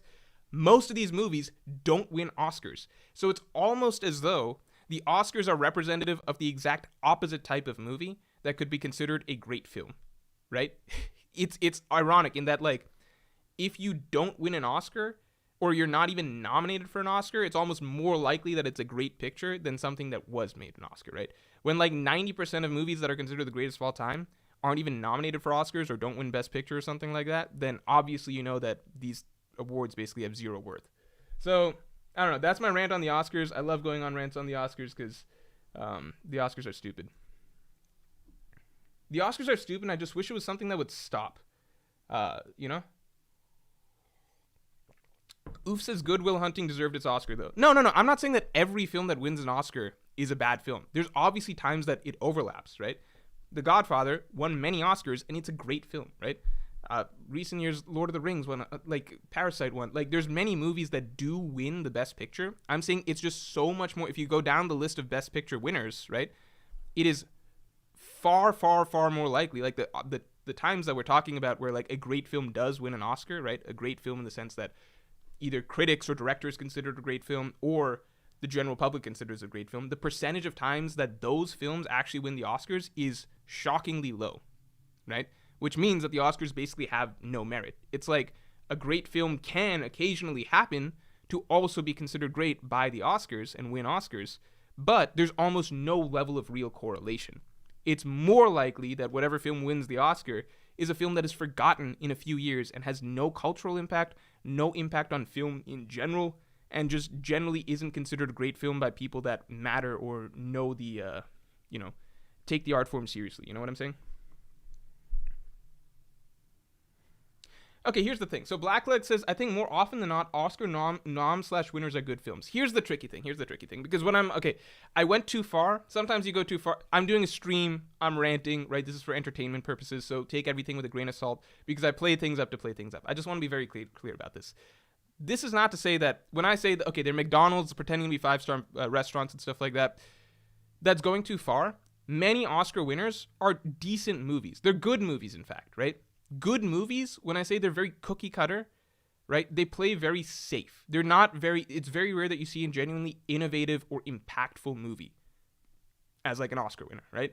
If I were to pull up a list right now, a lot of it's going to be like basic bitch historical fiction and stuff. It's going to be a lot of stuff that's done decently well, that follows like proper script writing rules, that maybe has like a particularly well-directed scene or two, right? Or maybe does something somewhat creatively or whatever. But their goal is generally to try and just push the idea that it's a serious movie, right? There's usually not a lot to them in terms of outside the box thinking. There's not much to them that will make them culturally impactful for long term, like for beyond the year that they're made. They can be basically well-made movies that kind of serve their job well and tick off a lot of boxes. And that's what they do well. They tick off a lot of boxes, but they're not going to be there's just a gap between good and great that the vast majority of them will never do.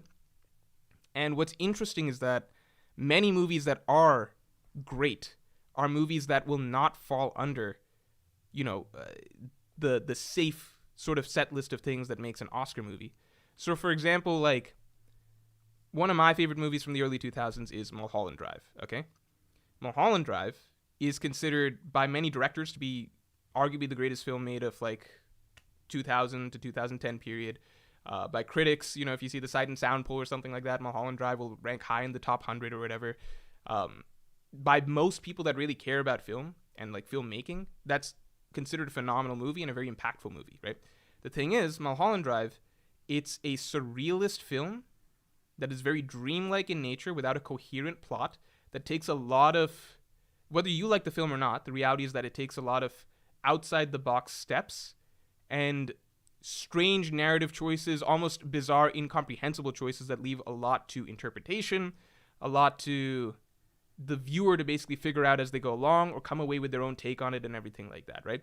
It's more of an experience movie and a movie that leaves you to think a lot about, right? It is the exact opposite of kind of the straightforward, more narrative, like if you talk about an Oscar film, it's going to be like some bullshit that's they'll pick some serious time in history and maybe it'll be about like some important person or some shit like President so-and-so or something like that, and they're like, we need to make a movie about this guy, right? And then they make up some bullshit serious drama about it that'll follow some very predictable beats that are probably pulled off decently well with some high effort acting, right? Proper direction, etc., but nothing particularly unique or innovative or whatever. And then they'll sit around and be like, okay, I did all the right things, where's my Oscar, right? Something like Mulholland Drive, which is considered a very innovative movie for its time and was very highly celebrated for its time, by, again, people that care about film and people that know a lot about the medium, right? That a lot of directors have as one of their greatest films, that a lot of critics vote really highly in terms of any sort of polls you would see for best films of the 21st century, right? That's never going to scratch the Oscars because the average fucking person in Hollywood is just not even going to bother sitting down to watch that movie. You get what I'm saying? Anyway. Some dude named Oscar Mondragon says Midsommar was nice. Yeah, I like Midsommar a lot. Midsommar has one of my favorite shots towards the beginning of the movie that I've seen in any film. Midsommar's cool. I like it a lot. Okay, moving back to One Piece. Leapy says, to get a black blade, you have to give your sword all your conqueror's haki. Zoro already can't use it like Luffy. What? I don't know what that means. Do you have to give the sword all your conqueror's haki? Maybe. That's an interesting idea. Andrew A says, could Shiryu be on the island? The reason why Vegapunk is missing and the shield went down, and the Labo shield went down. Oh, that'd be cool. Nicholas Harvey says, your video on Chainsaw Man was the best analysis I've seen. That video still hurts to think about, man. It really burnt me on Manga Morj for a bit because it was doing so well. It was legitimately a video that was just like going up, up, up in views, bringing in a lot of new people who had never heard of me before, which was just a really fun feeling. Just the feeling of being discovered for the first time. It's not something that, like, it took me back to the old days of when I was initially putting out One Piece content, like high effort analysis content, and people would find my channel for the first time and say, you know, nice things, right? It was really refreshing to have that with newfound people who had never heard of me but were just Chainsaw Man fans saying that this was the best Chainsaw Man video that they'd seen. So I was so happy about that. Then to have the video get age restricted, which stopped its views entirely. It gets pretty much no views now whatsoever. It really hurt me. I mean, it didn't hurt. Like, initially I didn't care that much because I was like, you know what? The video still did better than my initial expectations, so it's fine, right? Objectively, it's fine. But it made me, like, it did hurt my level of motivation to go back to, you know, each time I was like, okay, let me work on the next video for this and stuff like that. I'd go look at the Chainsaw Man video and be like, it mentally, subconsciously hurt my level of motivation, right? For a while, I was like, okay, I don't really care. On to the next video. But when it came time to get to the next video, I was like, but this bullshit happened or whatever. Anyway, next video is still coming. We'll release this Saturday. Hunter x Hunter video. GDN says, do you think Luffy will punch Saturn in the face as a parallel to punching Charlos at Sabaody? It would be so cool if he did that because it's, you know, we were already talking about Sabaody being a parallel to Egghead Island in many ways, right? Similar casts of characters showing up just in the end game of the story versus the first act. I think that, here's the thing. Let's wait on the Bonnie Kuma backstory because the thing is that we know that the Gorosei, we know the Gorosei are bad, but they're not really.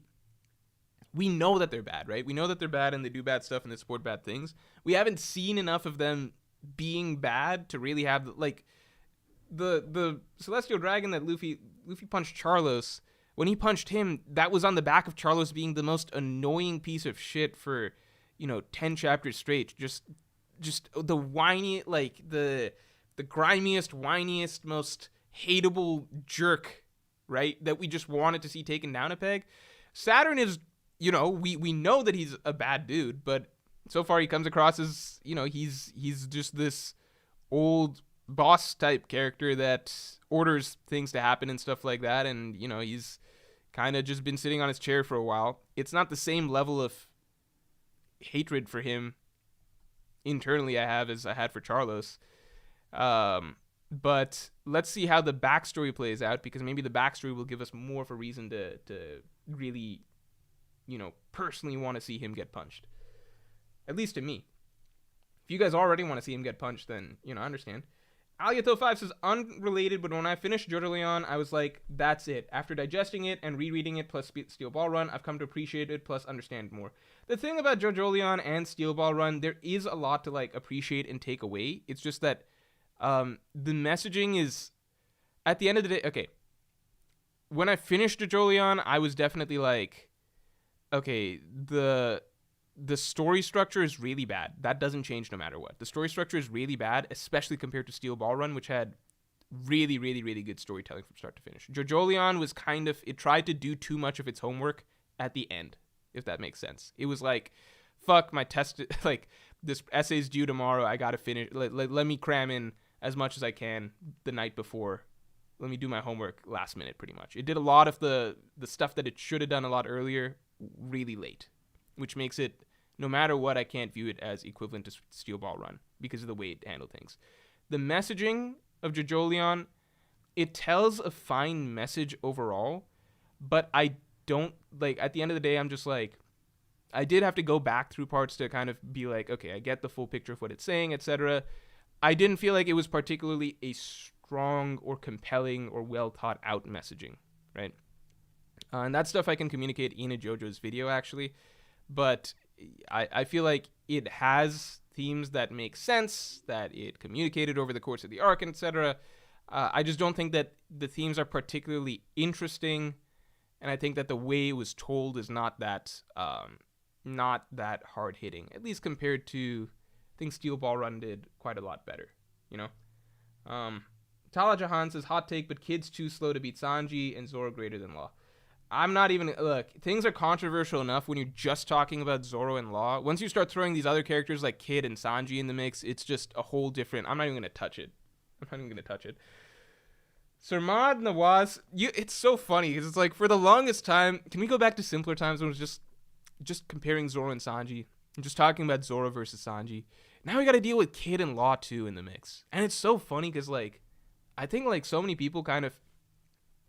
I think during Wano, even all the way up to the end of Wano, most people are kind of on board with like, yeah, Kid is probably supposed to be stronger than Law, but it just feels like Law is stronger. You know what I mean? It's like, it feels like Kid is probably supposed to be stronger. Kid is the one, it feels like Oda's trying to portray Kid as more of the rival to Luffy than Law, but it's just, it seems like such a joke to think that way because Law just looks more impressive in terms of what he did and what his abilities are, right? But I think most people accepted, like, you know, Kid's probably supposed to be stronger, or maybe they're supposed to be equal or something like that, right?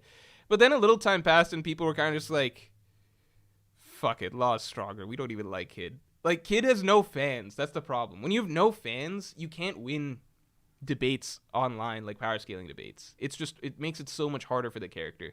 Like, look at Dragon right now. Dragon's got not a single fan in the world. So if you have people vote on like Dragon versus Shanks or Dragon versus Mihawk and like stuff like that, most people, they don't swing Dragon's way, you know?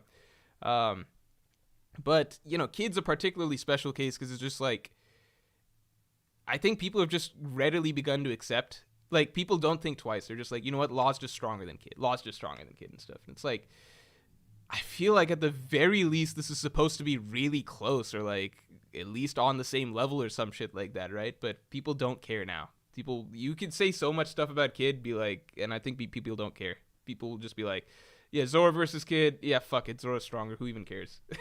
He's got no defenders. When I think you could definitely make a compelling argument. If you can make an argument for Law over Zoro, you can make an argument for Kid over Zoro, basically. But people will happily be like, Law's stronger than Zoro. Oh, but Kid, fuck it, he can be weaker than Zoro. We don't give a fuck. You've got people saying Kid versus Sanji. It's just like, this is the point we've gotten to. I don't know. So Mad Nawaz says, Zoro's comment on S-Hawk is very interesting. It seems like he's implying that Mihawk has no humanity in him. I need to read so that was an odd comment to me too, but I needed to, I need to see the Viz translation on that one, because it's hard to, it could be that Zoro's comparing him to the other Seraphim rather than to Mihawk, right? That would make more sense, because I don't think Zoro thinks that Mihawk has,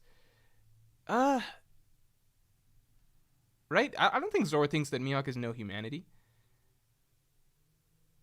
No, I know, especially that one. Actually, but it makes more sense if he's talking about Mihawk, though, right? I know that one. On the second thought, you still have humanity in you, right? It's let's wait on the Viz for that one, because it's interesting. I think that'd be a particularly harsh take on Mihawk, considering Mihawk has been more than generous with Zoro. Mihawk has been kind of like, Zoro started this by challenging Mihawk to a duel to the death, and Mihawk literally didn't kill him, right? And instead encouraged him, gave him some solid words of encouragement to keep getting stronger. And then Zoro had the audacity to ask for training, and Mihawk trained him for 2 years for no reason at all. Mihawk's been extremely kind to Zoro. Imagine if Mihawk was actually a villain, or even just actually like slightly bad.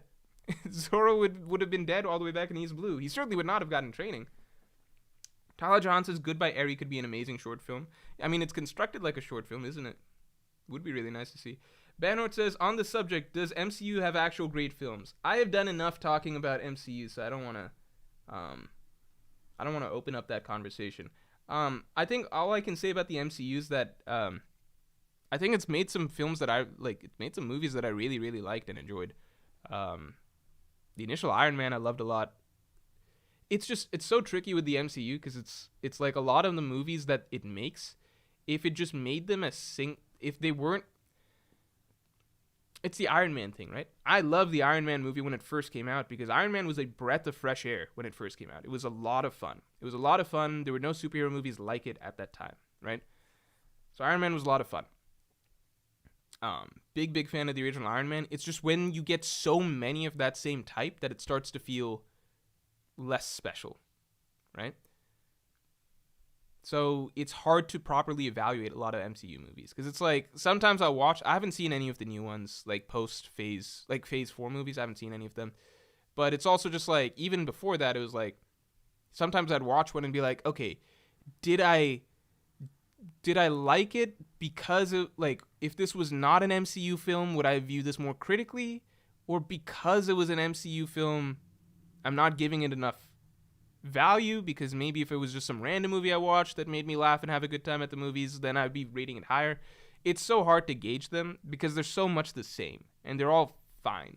Then some are genuinely good. Like some are genuinely, I think, a really good time at the movies. Right? And obviously, whichever ones appeal to you the most. But I definitely can say that, I loved. I thought Captain America: Winter Soldier. I thought was really fun to watch. I thought that Thor Ragnarok was really fun to watch. Like Captain America: Winter Soldier, I think I legitimately enjoyed, and not even in the MCU, haha, it's so funny way, but just I thought it was like a good movie. If it was just, it's just I wouldn't say spy thriller. It's just a good movie in my opinion. Thor Ragnarok was a lot of fun. I think it did everything the MCU does to its best. Infinity War is, I think, great. I think Infinity War is really, really great. I think it's one of the greatest blockbusters that have come out in recent times. I think it's really, really good, actually. It's just overall, right? So many more not good, like so many more meh things than actually good things, and so much of it is just repetitive. It's repetitive, same thing over and over and over and over, which dilutes how you view the whole. I can drive says, will you do a Berserk analysis for Manga Morj? If I do, it'd only be on the earlier series. I have no interest in Berserk post Miura, but honestly, even the stuff he was writing before his passing away, I don't think is that good. Pena said, like, let me say this, which is maybe a little controversial, but I'll balance it out, which is I think that Berserk, in its first few arcs, I think a lot of what Berserk did initially, in general, is probably the best you'll get in manga, period. It was never my favorite, just because as well written as a lot of the characters and storytelling was, a lot of it wasn't quite what I loved to but I could respect it. Does that make sense? Like, I don't like Guts as a character that much, if as shocking as that is, even though he's really, really, really a well written character. I don't like him as a character that much. He's not my flavor of main character. Okay. But I respect Berserk so much for its early stuff, and I loved the writing of Berserk for its early arcs a lot, right? All the way probably up to like chapter 200 or 100, like Conviction, right? Then it became more of a mixed bag to me, where I think that a lot of I think that there was a long stretch of Berserk where it had some really, really great stuff, but then a lot of stuff that I think it got a weird almost pass for, in terms of not that great writing or character writing, and just generally kind of weak, meandering storytelling without a lot of momentum, or kind of playing through the same beats over and over, that it kind of got a significant pass for just because it's Berserk and it carries that weight and that name. And then by the time Miura was, the end of his, run, I really think that it needed a kick to get back to where it once was in terms of writing. And I think that opportunity is just gone now because he's gone. But I think peak Berserk is just like the best manga gets, pretty much in terms of like looking at it holistically. Pina says JJL is a great manga if you pretend it ends at chapter 55. Jojolion is a great manga if you pretend it's... I think I know what you're talking about. I don't know if I know the exact chapter number, but I know the general area. But no, I still feel like it had too many incomplete things to, like, even at that point, it needed to address the things that it had set up. It's just that it kind of remembered that it needed to finish up and tell a full story. But the thing is that Araki's, like, planning is not his biggest strength. It just isn't. And it can't be, because he puts so much time into his fights, and other side, like, the creativity clearly goes so much more into thinking of individual interesting scenarios. That's just very clearly where he puts a lot more of his time and thought process into, right? So writing a mystery type setup like Jojolion was, I think is basically the worst type of storyline for a writer like him to attempt, because I think it goes to the opposite of his greatest strengths. So I think he carried over a lot of the good stuff that he had from Steel Ball Run, but just into a context, a story setting, like a narrative context that wasn't suited for him, you know? Because, I mean, the key thing with any mystery, it's not like all of Jojolion's just a mystery, but it's definitely, it plays heavily on mysteries, right? You want really, really good answers. If you're setting up a story arc that's built heavily around question marks and solving things and getting really good answers, you want really, really good, surprising answers that kind of click in certain ways that make everything sort of fall into place and make a lot of sense and just kind of blow your mind. I never felt like a single thing in Jojolion did that. I felt like we got answers and revelations, but it wasn't in the traditional mystery sense of, wow, everything, like all of these pieces, suddenly they magically fit together so beautifully, and it gives you the sense of just wondrous revelation where your mind is blown, right? I think that's a One Piece strength in many ways, and has been in the past. Oda's ability to weave in long-running mysteries and like make them connect and all link back in a way that feels really mind-blowing. That's one of Oda's greatest strengths.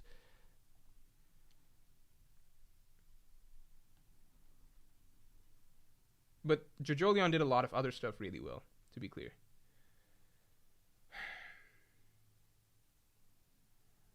Hamda Jaled says, affirming what you said, seeing the Gorosei make big decisions, it seems like they're uncomfortable doing it. Ohara, this chapter, saying this is a shame. I don't know if they're actually uncomfortable doing it. But yeah, they're not like these cackling. It's hard to say. I think we need to get the backstory and see more of them to say for sure. Because at the end of the day, they do make these bad decisions, like evil decisions. So we don't know how seriously to take them saying like, oh, we regret this or this is unfortunate. But at the end of the day, they're not like evil cackling villains that we want to see punched like a Spandam or a St. Charles. Law Shambled says, hey, Morgina, I personally think that Saturn was the one who ordered Kuma's dehumanization and it will show in the flashback in his memories. Yeah, that'd be a great reason to have him specifically there. Caleb Brown says, was in a movie for a bit. It's a coincidence. What you rate the chapter? This chapter? I mean, I really like the chapter. I think it's like a 9. A 10... Like, a 10 is just, I think I don't give out 10s that much, you know? Like, a 10 would be that other stuff, like cross-skilled or in blowing up the thing or the island or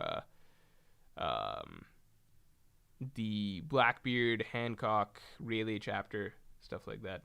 But I thought this was a really good chapter. I really liked it. Tala Jahan says, 10 films to start getting into the hobby. It's like a lot. You're asking 10?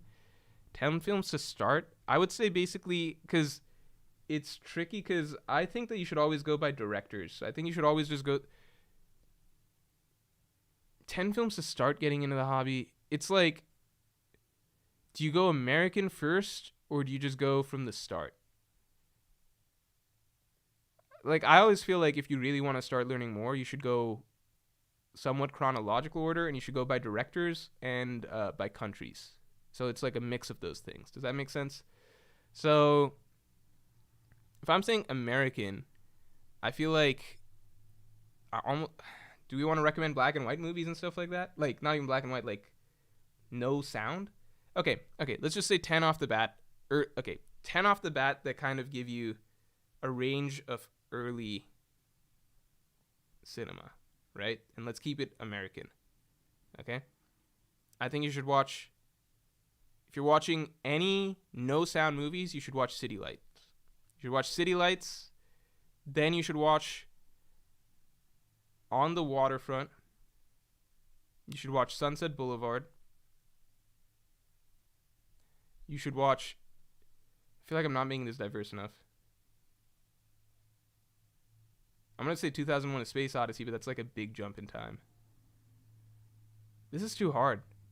How do you say 10? Because, like, You should look at a list, not just me, because I'm just gonna list movies that I like from a period of time that's back then, right?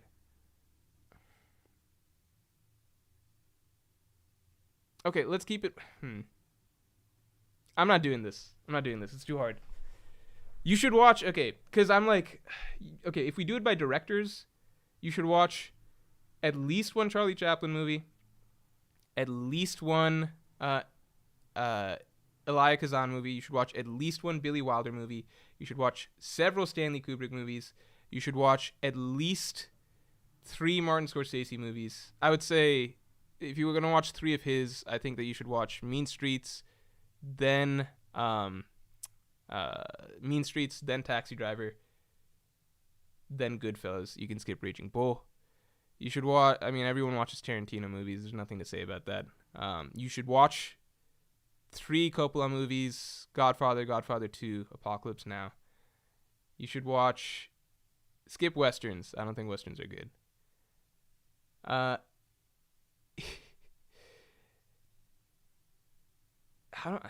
What's a good spread? And then more modern, you should watch David Lynch. You should watch probably Blue Velvet, Eraser. You should watch Eraserhead, Blue Velvet, Mulholland Drive. And then new movies. You should probably watch some Paul Thomas Anderson. You should watch. It's hard. I can't give you a straight 10. Let me think about it and ask me again next stream, basically. Because I feel like if you want to watch 10, the best way to do it is just watch it chronological, or by directors, or by country. And like, there's different ways to do that, you know. Avery McGurk says, favorite Carpenter movie. Have you seen Christine? I don't watch John Carpenter movies, so I don't know. Have I seen Christine? No.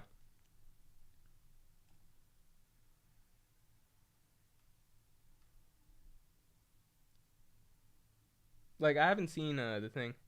Tyler Jahan says, find it odd how much Oda leaned into Sanji's fast stuff over time. Borders on feeling like a devil fruit a la strength fruit, not a theory. Yeah, because, I mean, that's what Sanji's got as his edge, right? Because Zoro's got attack power, Sanji's got speed, Luffy's kind of got both.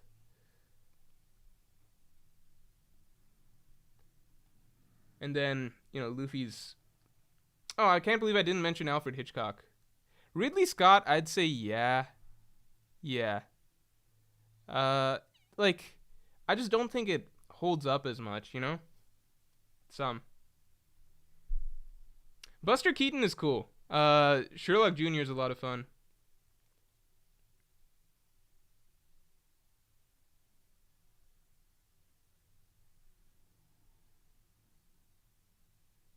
All Wes Anderson films? No. No. At least not to me.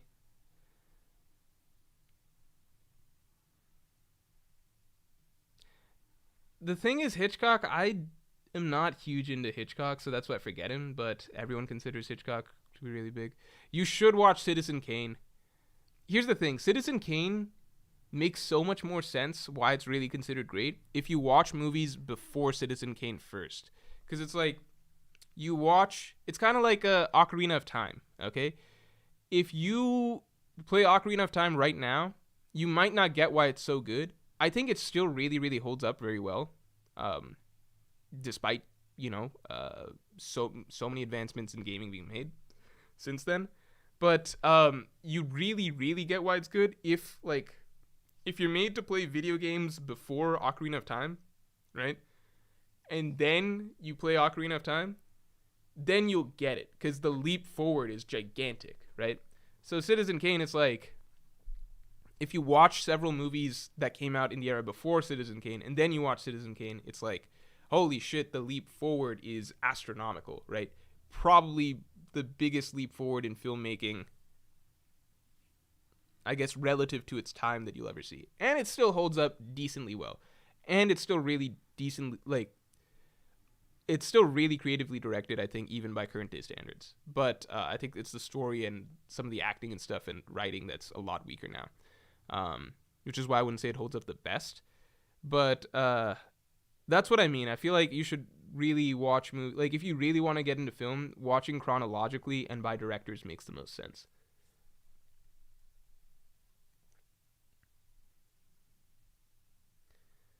Econ Mossy says Vertigo might be the GOAT. I don't think. I I need to give Vertigo another watch. Vertigo never hit for me. Like, and it's tricky because it's like I can watch Citizen Kane and really really appreciate it, right? I have a full video on Movie Morj about why Citizen Kane is basically very like what you should be understanding about what makes it great if you watch it blind for the first time, right? I can watch it, and even if it's never going to be one of my favorite movies, I can really understand and respect why it's really good. Vertigo, I don't feel that way. I get aspects of it, but there must be something I'm missing there because I don't enjoy Vertigo that much. Tal John says, find it odd. No, we covered this. Seth Wright says, I can't believe Morj just recommended The Birth of the Nation. I'm not saying go Birth of a Nation. I'm not saying go all the way back to movie number 1. Adam CR says, Kuma attacking Red Line related to Iron Giant Robot. Yeah, I mean, it evokes similar things, right? I feel like in general, trying to scale or assault the Red Line is always going to be related to the idea of freedom.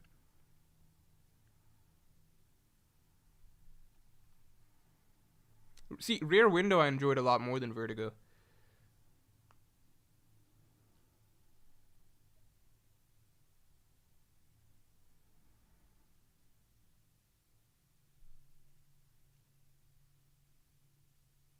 Zilla DeBeast says, is Up the best kids movie? I think people won't like my opinions on a lot of like kids animation stuff because I think maybe I'm too I think Up has like the best first 5 minutes of any kids animation movie. I think that it's the first 5 minutes honestly gives that movie a much stronger reputation than the rest of the story is, you know?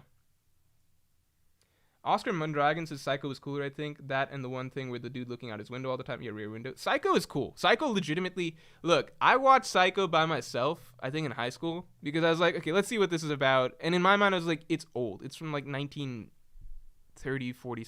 It's old. 40-something probably, right? I had zero expectations for Psycho to scare me. I kind of just wanted to see what it was about. I was scared. Psycho has 3 significant, I'd say, jump scare moments that do all hit, in my opinion, each and every one. Vanilla Thunder says, Morj, do you like Memento? I like Memento quite a bit. I think Memento's cool. J.K. Kane says, I'd start with Kurosawa, Fellini, and Kubrick. If you want to go foreign, then... Okay, if you want to go foreign, then I think that you should start... Kurosawa...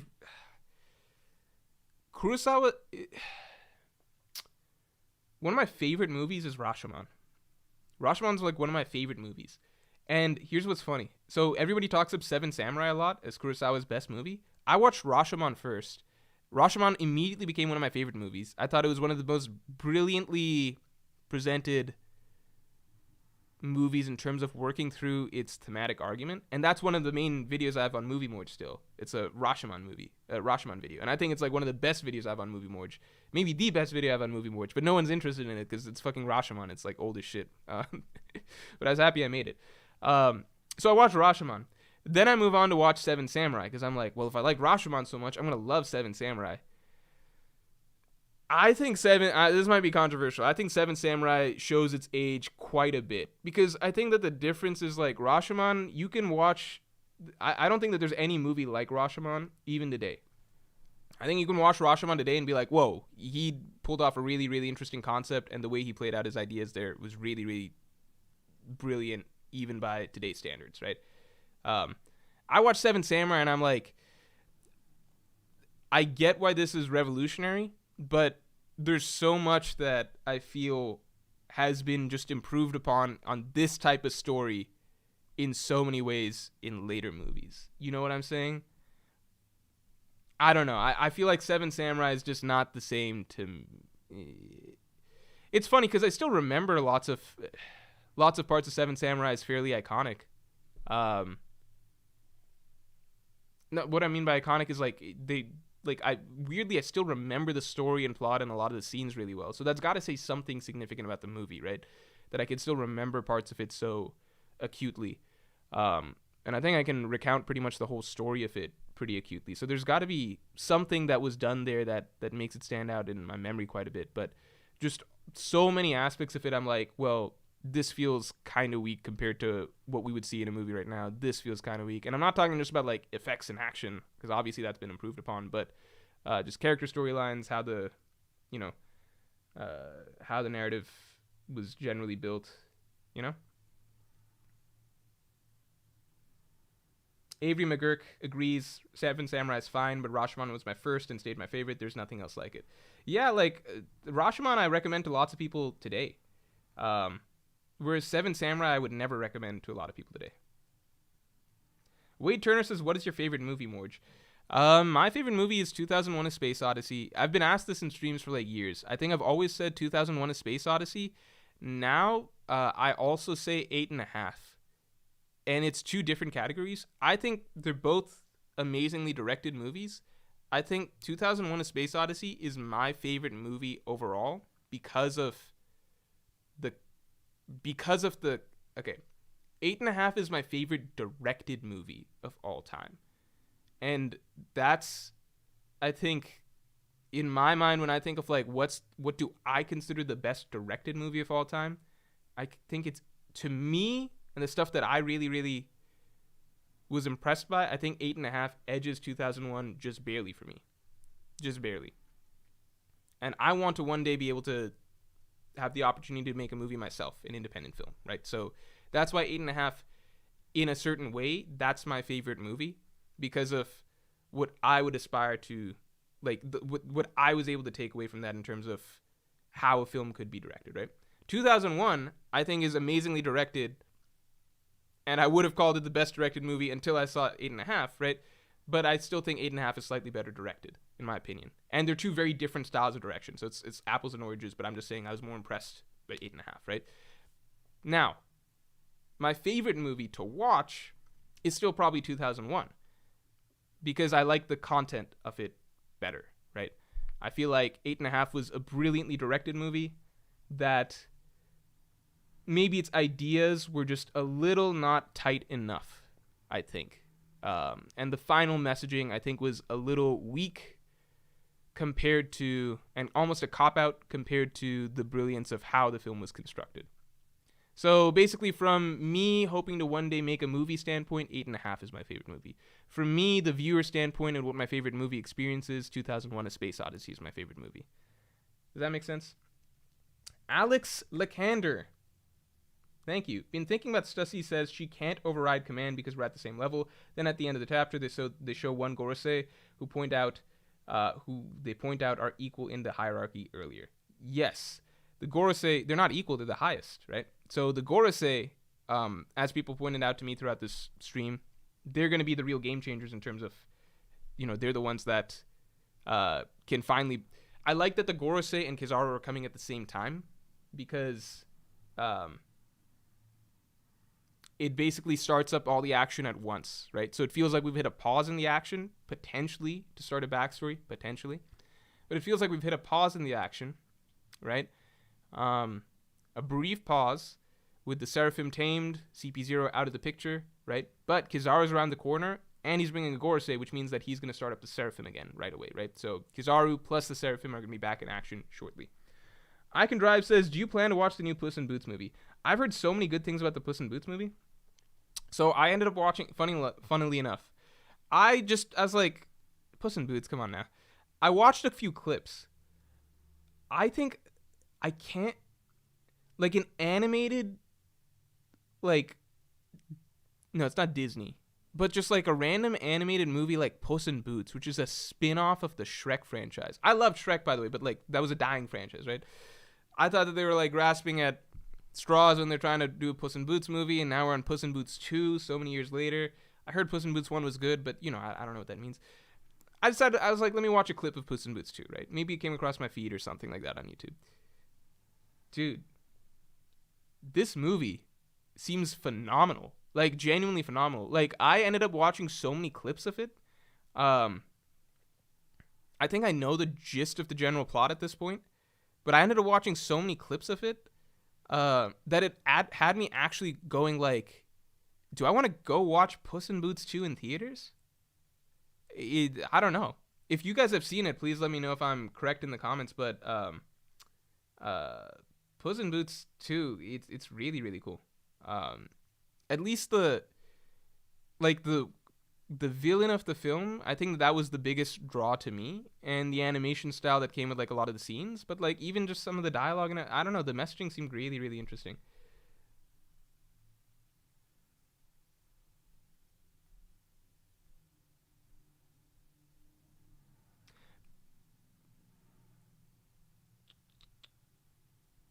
Hmm. My favorite movie is Stuart Little too. Logie Dogie's asking Mor's thoughts on Shrek 2. Shrek 2 has a very special place in my heart because Shrek 2. Um, so when I was young and like most of the movies that I had were on VHS. 90s kid VHS, right? So those were most of the animated movies I had. Then I kind of hit the era where we start having DVDs instead of VHS, right? So Shrek 2 was one of the first DVDs, like animated movie DVDs that we owned. Okay, and it was so cool because it came with all of this bonus feature stuff that you don't get in VHS, right? You can skip around to chapters and stuff like that, which you don't get in VHS. You get these bonus features. It was like an American Idol. It's hard to explain. It was like just this whole bonus scene of just American Idol, but all the Shrek 2 characters like auditioning for American Idol. It was, and you can you vote for the winner yourself. Like you select the winner. I got tremendous enjoyment out of the Shrek 2 DVD. It was one of the most replayed DVDs in my household.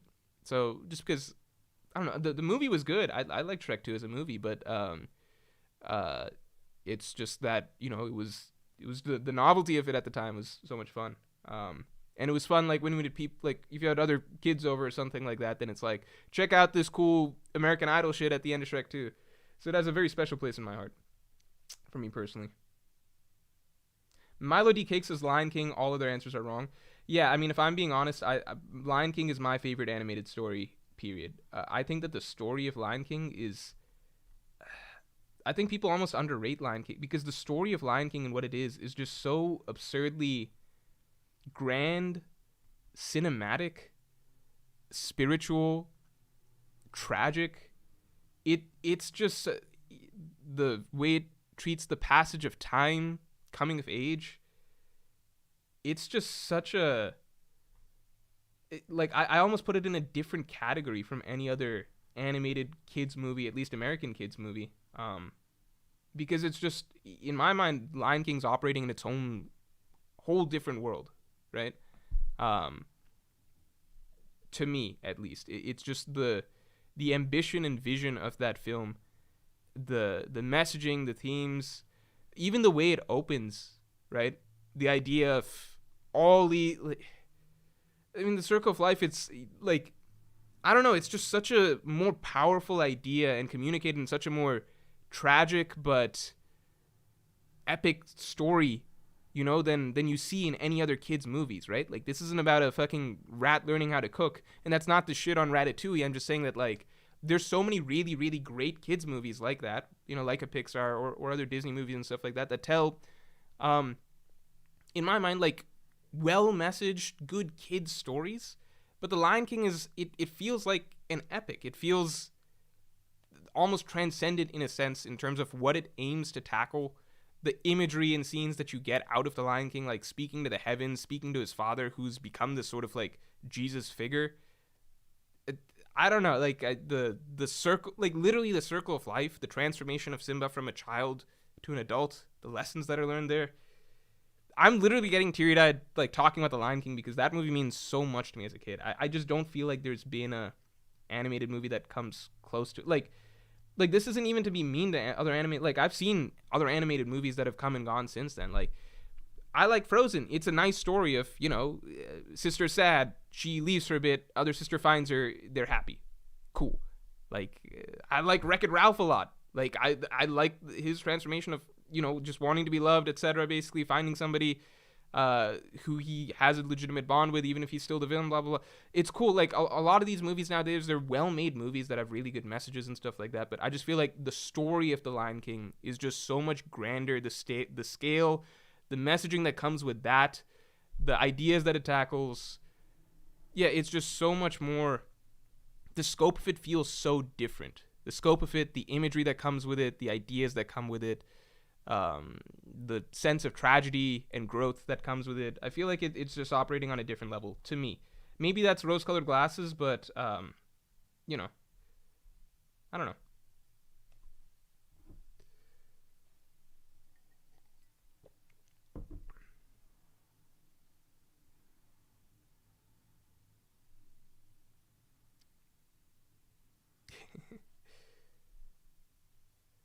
Camilo Choi says Miyazaki. Yeah, no, Miyazaki films I love a lot. Miyazaki films are great. I think Miyazaki films. I think at the end of the day, they stand out most for the experience. They're like Spirited Away, which is a very beloved movie. It's not one of my favorite movies just because I saw a lot of other Miyazaki movies first. I think Spirited Away is often one of the first Miyazaki movies you see, so it has more of an impact on you at the time. But I saw a lot of other Miyazaki movies first, then I came back around to Spirited Away. Reason being, Spirited Away came on television when I was very young, and the opening scene was too scary. Literally too scary. It was like traumatizingly scary. Like one of your biggest fears is like like you and your family, like you and your when you're a kid, one of your biggest fears, you and your parents in like an abandoned setup or something like that, and your parents are transformed into animals, and then you're like completely abandoned and lost and confused and stuff like that. Terrifying. Spirited Away, too scary for me as a kid, so I turned it off the TV, right? I watch other Miyazaki movies, and then at some point I go back to Spirited Away. At this point, I've seen enough Miyazaki that the initial charm and wonder of exploring a world of his has already happened a few times for me, right?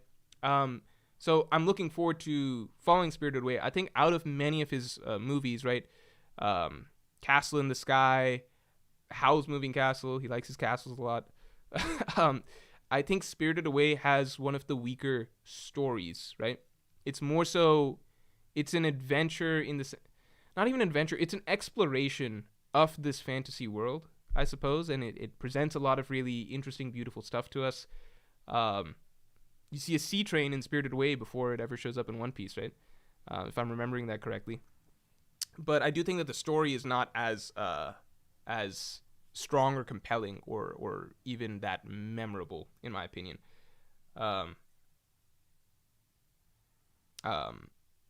I understand why for a lot of people, that if that's your first Miyazaki movie, that would be the most memorable for you. Sarmad Nawaz says Princess Mononoke is a very good movie. Yeah, I think Mononoke is great. Like, if I had to rank Miyazaki movies, it honestly would come down to, like, for me, it's Mononoke, Castle in the Sky, Howl's Moving Castle. Those three are my three favorites, and those can be shuffled in order any which way, and it mostly comes down to, I think it comes down more to, I think my favorite is Howl's Moving Castle, just because that was the first one that I saw from start to finish. So there's a bit extra nostalgia factor there. But if I'd seen Castle in the Sky first, that would probably be my favorite. If I saw Mononoke, is one that I think you have to be a little older to appreciate. I don't think a kid can enjoy Mononoke as much, because Mononoke's story is very, very slow. It's the slowest paced out of all of the movies. The narrative is not a clean narrative, in that the way it concludes and everything, it's not like you defeat the big bad villains and stuff like that. It's not like there's not a powerful sense of closure or like overcoming some great conflict. It's more complicated and nuanced, and it's, I think, it has more of a melancholy feel to how a lot of the ending sections of it play out. I don't know. Mononoke is a very interesting experience. Very, very interesting experience. Some things are right by the end, others aren't. Yeah, I think it's not one that I would have appreciated if I'd watched it earlier as a kid. Maybe that means it's the best one, but I don't know.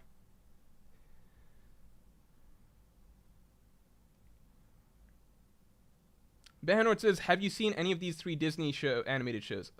Gravity Falls, Amphibia, The Owl House. Also, I'd love to hear your cartoon hot takes, even if bad. I have not seen any of those. I forgot someone's dropping a dog off here shortly, so I might have to end stream. I'm dog sitting this weekend. Okay, I got no text, so we'll see.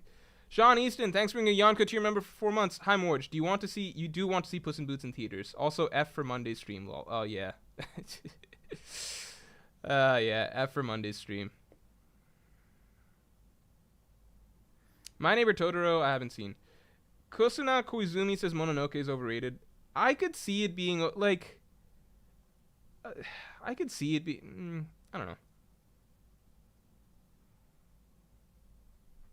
Like, I could see why people feel it's overrated. I enjoy it for what it is.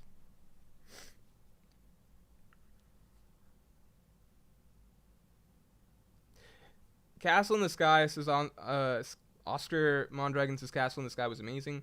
What I like about Castle in the Sky a lot is that it appeals to... It's my favorite type of... That picture of fantasy is my favorite. The imagery of a castle in the sky, like islands floating in the sky, that has always been something that's very, very appealing. I don't know, always been, but like that's something that, like, how do you say always been? Like, since how old did you have that image or whatever, right? But that's something that, I don't know, that imagery just appeals a lot to me. And that's where the story concludes. So Castle in the Sky, I don't know.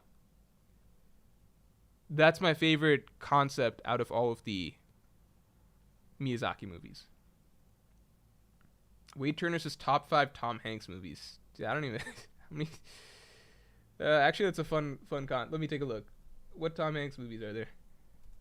Tom Hanks movies. Let me rattle them off.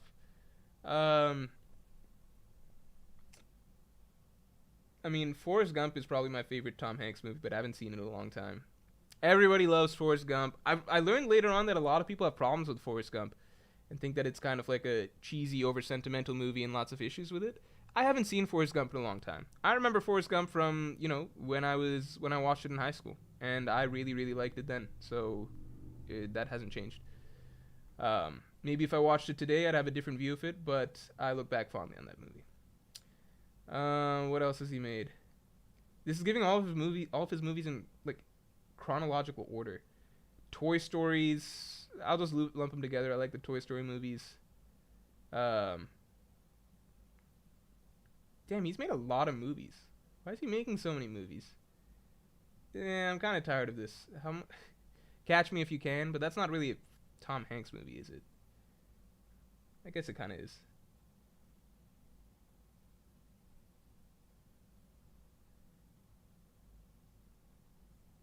Saving Private Ryan. It's good enough. It's good enough. Baby Morch says, hey Morch, have you ever seen any of the Transformers movies? I fucking love the first 3 Transformers movies. I love the first 3 Transformers movies. The 1 and 3 particularly. Because lots of times, like, I was in middle school when I watched Transformers 1. I watched with my friend, I remember it was a whole thing. Like, my mom had planned this day trip and stuff, so I went, my sister went, my sister's friends went, my friend went. It was like a whole group trip and stuff. Like, we went, on a day trip to a certain city. No, you guys can know now. We went to D.C., because I was in Maryland at the time. We went to D.C. Sorry, just checking on this dog situation. Yeah, we went to D.C., it was a whole day trip and everything like that. We did a bunch of stuff that day, and we capped it off with watching Transformers. Transformers 1, so much fucking fun. So much fucking fun. Great. Fucking hilarious movie. Fun cast of characters. Great action. Love Transformers 1. Wait, that might be it. Might have to call stream now. 2 minutes. Okay. I love Transformers 1, so we'll call stream after this. Transformers will be the last talk. Then Transformers 3, I think when did Transformers 3 come out? Because I remember I watched it either before I was going to college or some of my friends were going to college, like friends who were a little older than me. So we watched it in theaters. 2011. Yeah, okay, so I watched it when, I think some of my friends were going to college, so I wasn't going to see them again. They were a year older than me, basically. Or 2 years older than me. Yeah, okay, 2 years older than me. It's complicated. It was friends from my neighborhood, so it's like a bit of a varied age group, basically, right? So we went to all go see Transformers before, it's like one of the last things, like, before I'll be seeing less of them in general, right? So we went to go see Transformers 3. Uh, fucking awesome movie. The action was great. Like I think we had no regrets watching it. It was just the action was so good.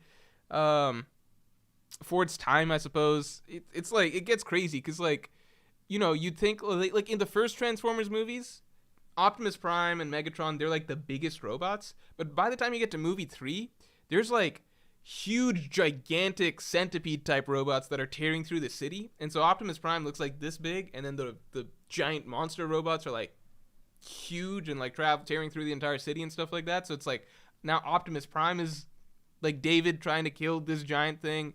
And then there's Megatron, but also Megatron's boss. And I forget, like, the moon is trying to merge with the Earth or some shit. And it's like 3 hours long of crazy effects and stuff like that. Transformers 3 was so much fun. And here's what happened. At the end of the movie, everyone in the theater, no joke, got up and clapped. I don't feel like people get up and clap at the end of movies nowadays. Maybe it depends on what theater is what. But everybody literally got up and clapped at the end of it. Because the effects and spectacle were so much. I don't know. It was so my memories of Transformers were I haven't seen a Transformers movie since then, but my memories of I should go binge Transformers 1, 2, and 3. I don't remember any fond memories of 2, but sometimes you just remember it more so for the time and the people that you're with and the feelings that you had at the time, right? So I just remember it was a great send off for my friend group at the time, and everybody clapped at the end of the movie. Cool effects, a lot of fun. But yeah, all right. Garrett Robotham says there's also the racial stereotype robots. Yeah, those weren't good, but it was 2011, different time. So, we roll with it back then. Virgil Hawkins says, and everyone clapped. I'm serious, and everyone clapped. It actually happened. All right, guys. We've gone a little overboard, but time to call it a day. Thanks for sticking around.